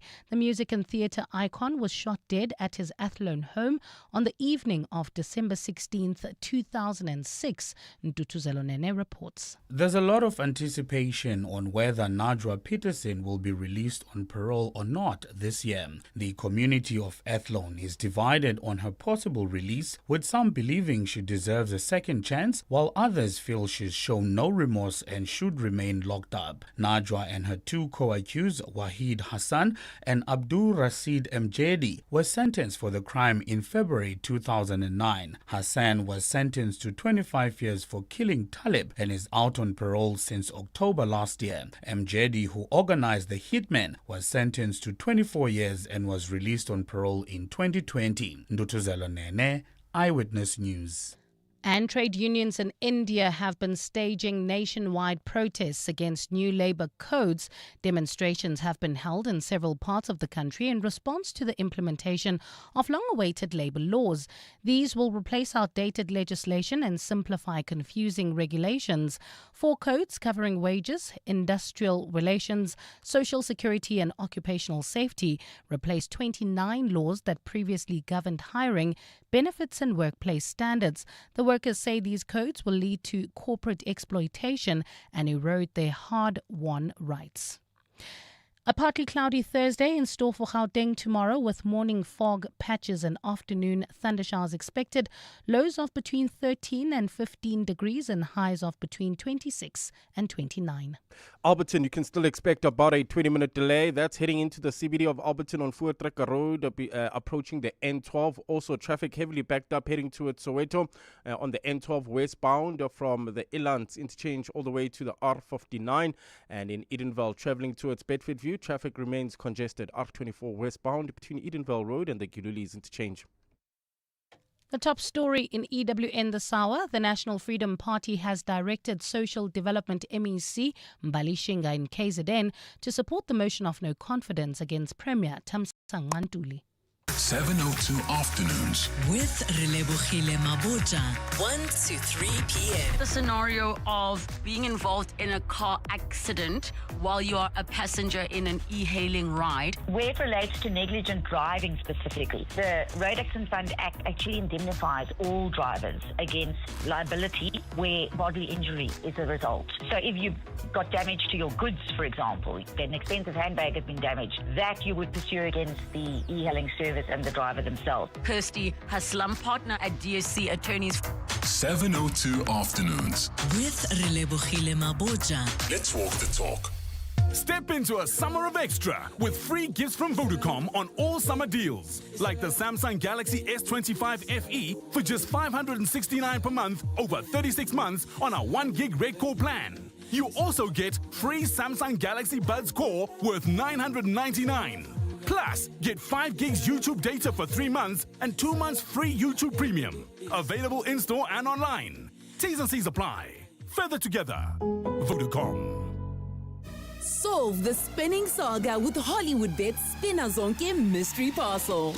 Dive into a world of secret escapes and magical marvels, and you could win a share of 1 million rand in cash and bonus bets. Bet 2 rand or more on selected Playtech games and get lost in the scintillating suspense every Wednesday from 2:30 to 8:30 p.m. and Sunday from 4:30 to 10:30 p.m.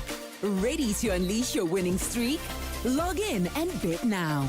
T's and C's apply. Hollywood Sportsbook is a licensed betting operator. No persons under the age of 18 years are permitted to gamble. Winners know when to stop. South African Responsible Gambling Foundation toll-free counseling line 0800 006 008.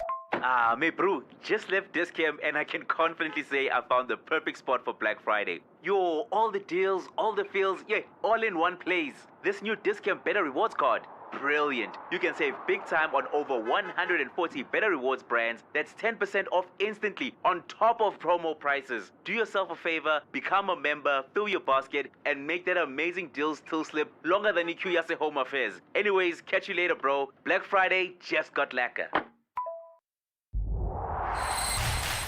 EWN Sport. 22 minutes to 6, Tolakele with all the sports news. The Proteas, much to look back on and talk about. What are they saying? Good afternoon. Afternoon, John. Well, Themba Bavuma says the Proteas have written their names in the history books following a 2-0 Test Series whitewash in India.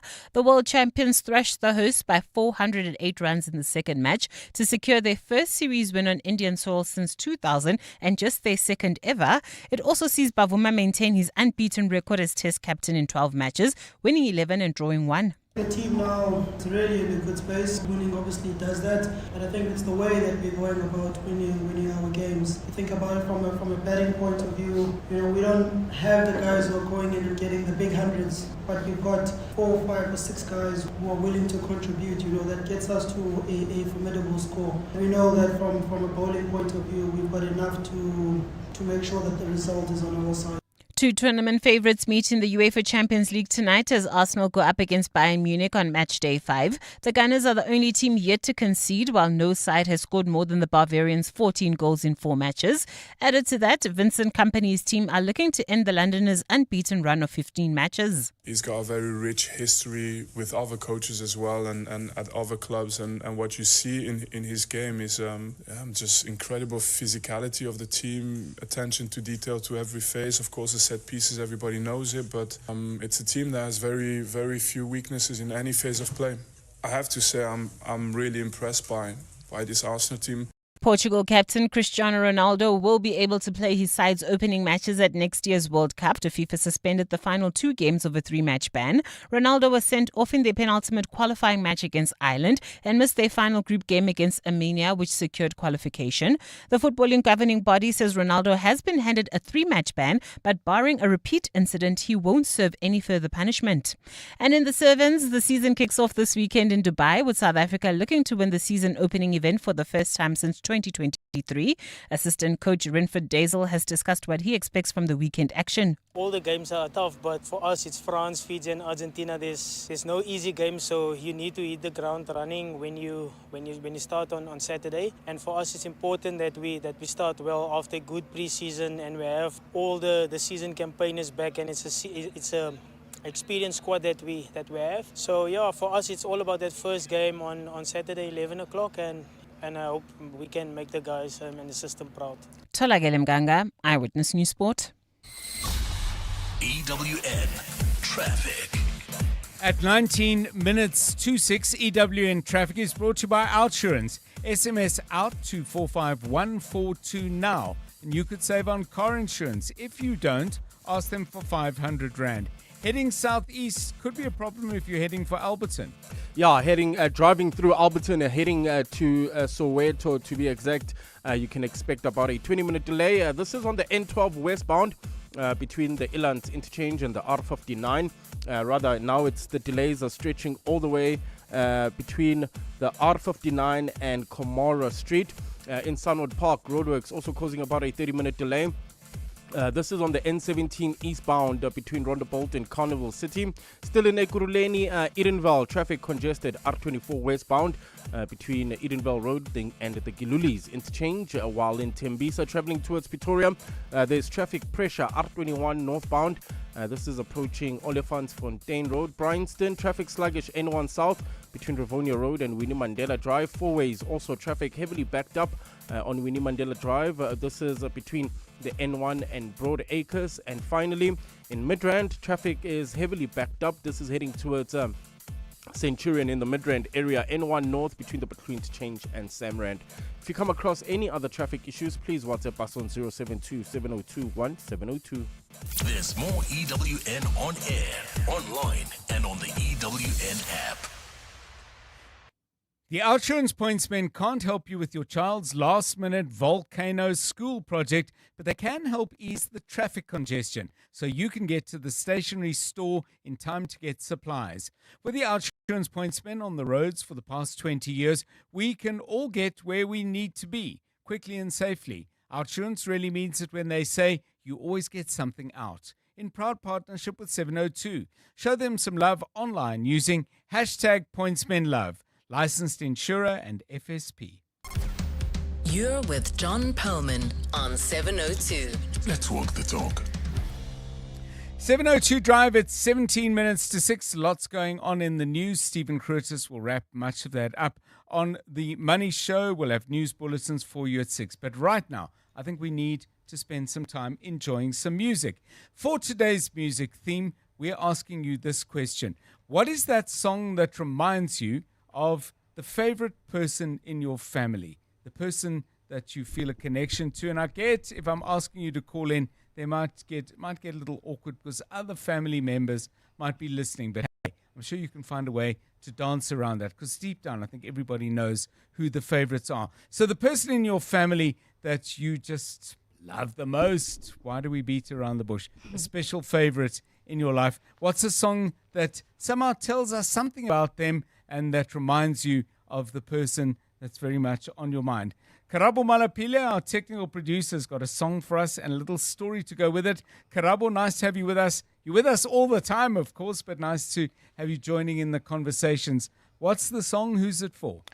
Good afternoon, John, to you and the 702 listeners. This song is a song for me and my daughter. Okay. And it was so weird how it came about. So I had a playlist when I was going to give birth. Mm-hmm. You know, I want something nice to calm me down and all of that.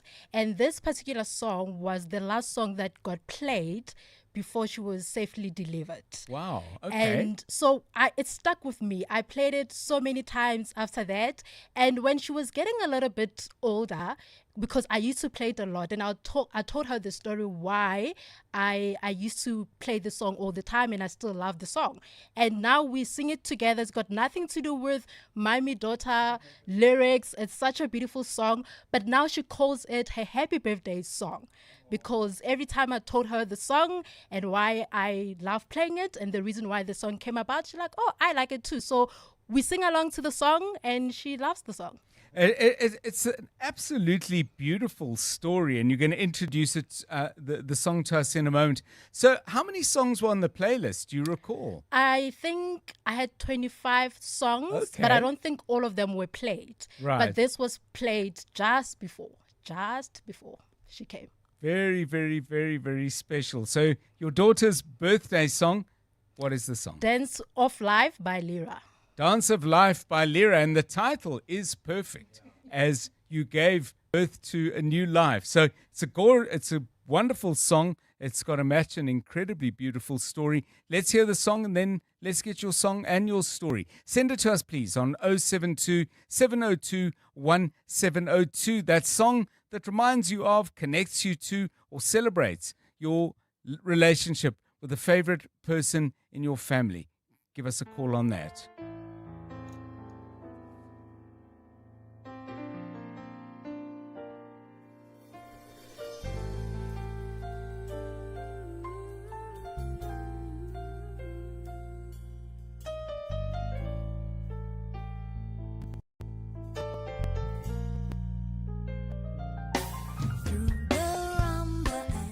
Samba, through the cha-cha and the salsa, through the breakdancing and the romancing, through the twisting and the turning. I'm so glad I've got you, baby, as my partner in the dance of life.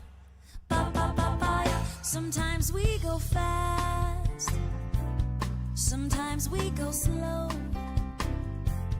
Sometimes we swing side to side, we bump and sometimes bruise. We glide and we slide, and then we get it right. We're dancing side by side as partners in the dance of life. Ba ba ba ba ya. Sometimes the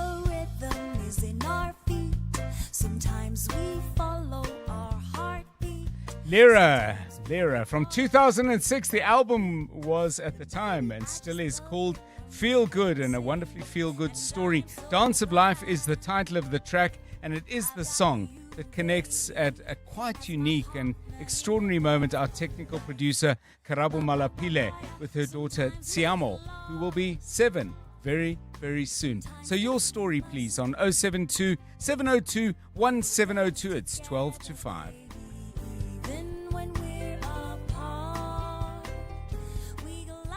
In the last 24 hours, this is what's happened in your world. Controversial businessman Vusimuzi Matlala has made damning claims at Parliament's ad hoc committee, which is probing allegations of police corruption. Matlala says he gave former police minister Bheki Cele 500,000 rand in total. He says the payments were made in cash and that Cele actually wanted more money from him. The committee is sitting at the Hoshimamburu Correctional Centre in Pretoria today, where Matlala is currently detained awaiting trial for attempted murder. Yes, he lied under oath. Why would he even ask me to ask my protectors to take him and his wife to a wedding somewhere in Lanseria?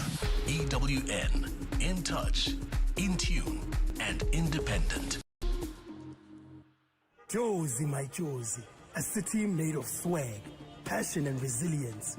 Over here, we rise with the sun. Namateksi. We are a city of doers, creators, and believers. When we unite, yonke into iyahlangana. From corner offices to corner veggie stalls or corner pre-chat and receipt. Josie, my Josie, a city where even those who were not born here are made here. Yabona la, citizenship is awarded to the curious. There's magic and beauty in our city, so we call on everyone to come experience it. Babiza bonke to come see Josie and all its people, because this city is all of us. Come witness our citizens do it. Babiza bonke to come see the actions of the invisibles, those building our city from the ground up, so we have a home we can all proudly call Josie, my Josie. Visit josiemyjosie.com to see how Josie does it. The Dial-A-Bed Black Friday sale is now on with 20% off absolutely everything. Start Black Friday shopping today and save thousands on all our best brands. 40 Winks, Sealy, Simmons, Dunlopillow, King Coil, in all sizes, all less 20% and all ready for fast delivery. Dial-A-Bed, sleep for life. Now reopened in the Park Meadows Centre opposite Eastgate Mall. 702. WhatsApp John on 072 702 1702. Hey, John and family. The one song that reminds me of a family member is Ella May Boot Up. And it reminds me of my late aunt who passed in 2018. So one day when we were driving from chemo, she literally sang the song as it was playing, and I was surprised. She was just 54 at the time, and I was like, she knows the song. So yeah, that's my song. Thank you. John, it's Linda here in Pretoria. The nice song, it's a Florida, Good Feeling. It reminds me of my brother. He was very young when that song came up. First time taking him to the beach, we enjoyed the whole December. Every time that song plays. Now he's an old man. He's actually very old. But that song, Florida, Good Feeling. Love that song. Every time it plays, it reminds me of him. Linda here in Pretoria. Thank you.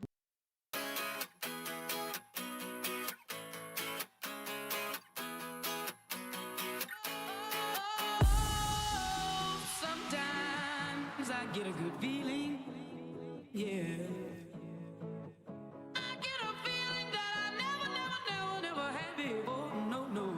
Get a good feeling, yeah. Oh, sometimes I get a good feeling, yeah. I get a feeling that I never had before. No, I get a good feeling, yeah.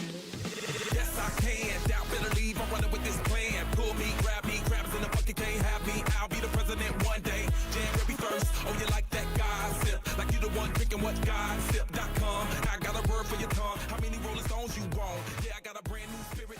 I mean, that's a great song, and I love the message as well, because I can picture two guys, dressed for the beach in a car, windows down, or if they're lucky enough to have a convertible and the song playing, maybe a little loud for some people, but definitely loud enough to fit the mood. It's a lovely, lovely story, and thank you for that. Songs that connect you to family members. Mnyamezeli says, the song reminds me of my late mother. Maybe I was 5 years old at that time, but every time the song plays, I could see her face. Hugh Masekela and the Union of South Africa. Joburg Highlights, another great track. Keep those coming. Let's hear another voice note. Hi, Uncle John. It's Dahlia from Brakpan. My favorite song, the song that reminds me of my late grandfather, it's by Oliver Mtukudzi, Neria. So my grandfather, he's originally from Malawi, and every time when this song plays, then he will tell us like what's the meaning. Like he will go word by word and explain exactly what's the meaning of that song. I used to know it, but now since he passed on, so there's no one to remind us. I don't know what's the. I completely forgot the meaning of the song, but he will sing it word by word. He knows that song. It reminds me of my late grandfather. I missed him. Thank you, Uncle Paul.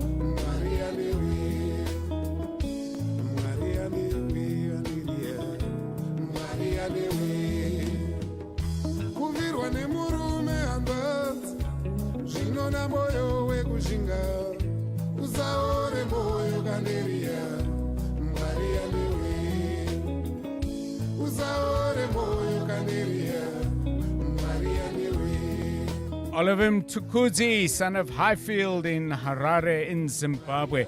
He plays the most beautiful, clean and bright guitar. I mean, I don't know much about music and how it's made, but he really had a special way on the strings. That song called Neria. Let's hear again a song that connects you to a family member you love. Hi, John. So the song that reminds me of a favorite family member, who's not necessarily my favorite, but I loved him very dearly. It's my late brother. The song is by Whitney Houston, I Want to Dance with Somebody.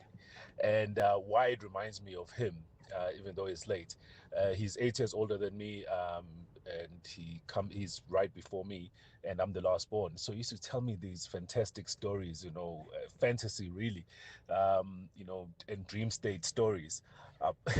And one of those stories contained a part where he was in a disco. Of course, being the 80s when he used to tell me this, he was in a disco, and then he saw this beautiful girl, and it was Whitney Houston, and she sang I want to dance with somebody, and they ended up dancing. And these stories used to entertain me to no end. I used to laugh, and I used to just love them. I could not wait for him to come back from boarding school and tell me these silly stories, which had many little things happening in them. They'll be interjected with music, which works into the story. So on this particular one, Whitney Houston, I Want to Dance with Somebody.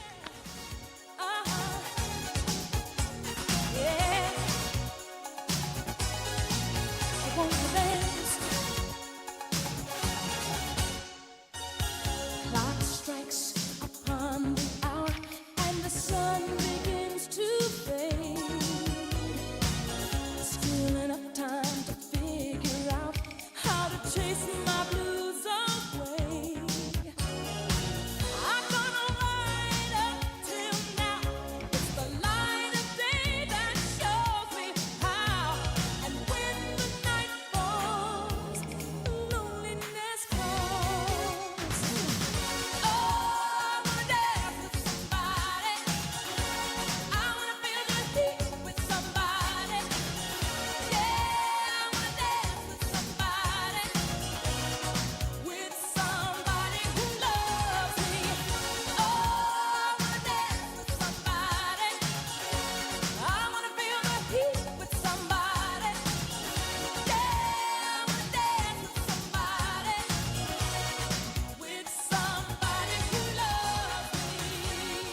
Great song by Whitney Houston, and a small bit of trivia. It was her very first #1 single in South Africa. Anyway, I don't know why I mentioned that. That's the internet for you. Look up stuff, strike you as interesting, and then you decide other people need to hear about it as well. One more. This one, they want to hear the song Dolce Vita by Ryan Paris because the listener says, reminds me of my eldest brother, João Carlos Salvador Vicente, who resides in Portugal and has been there for 30 years now. Hope he's listening.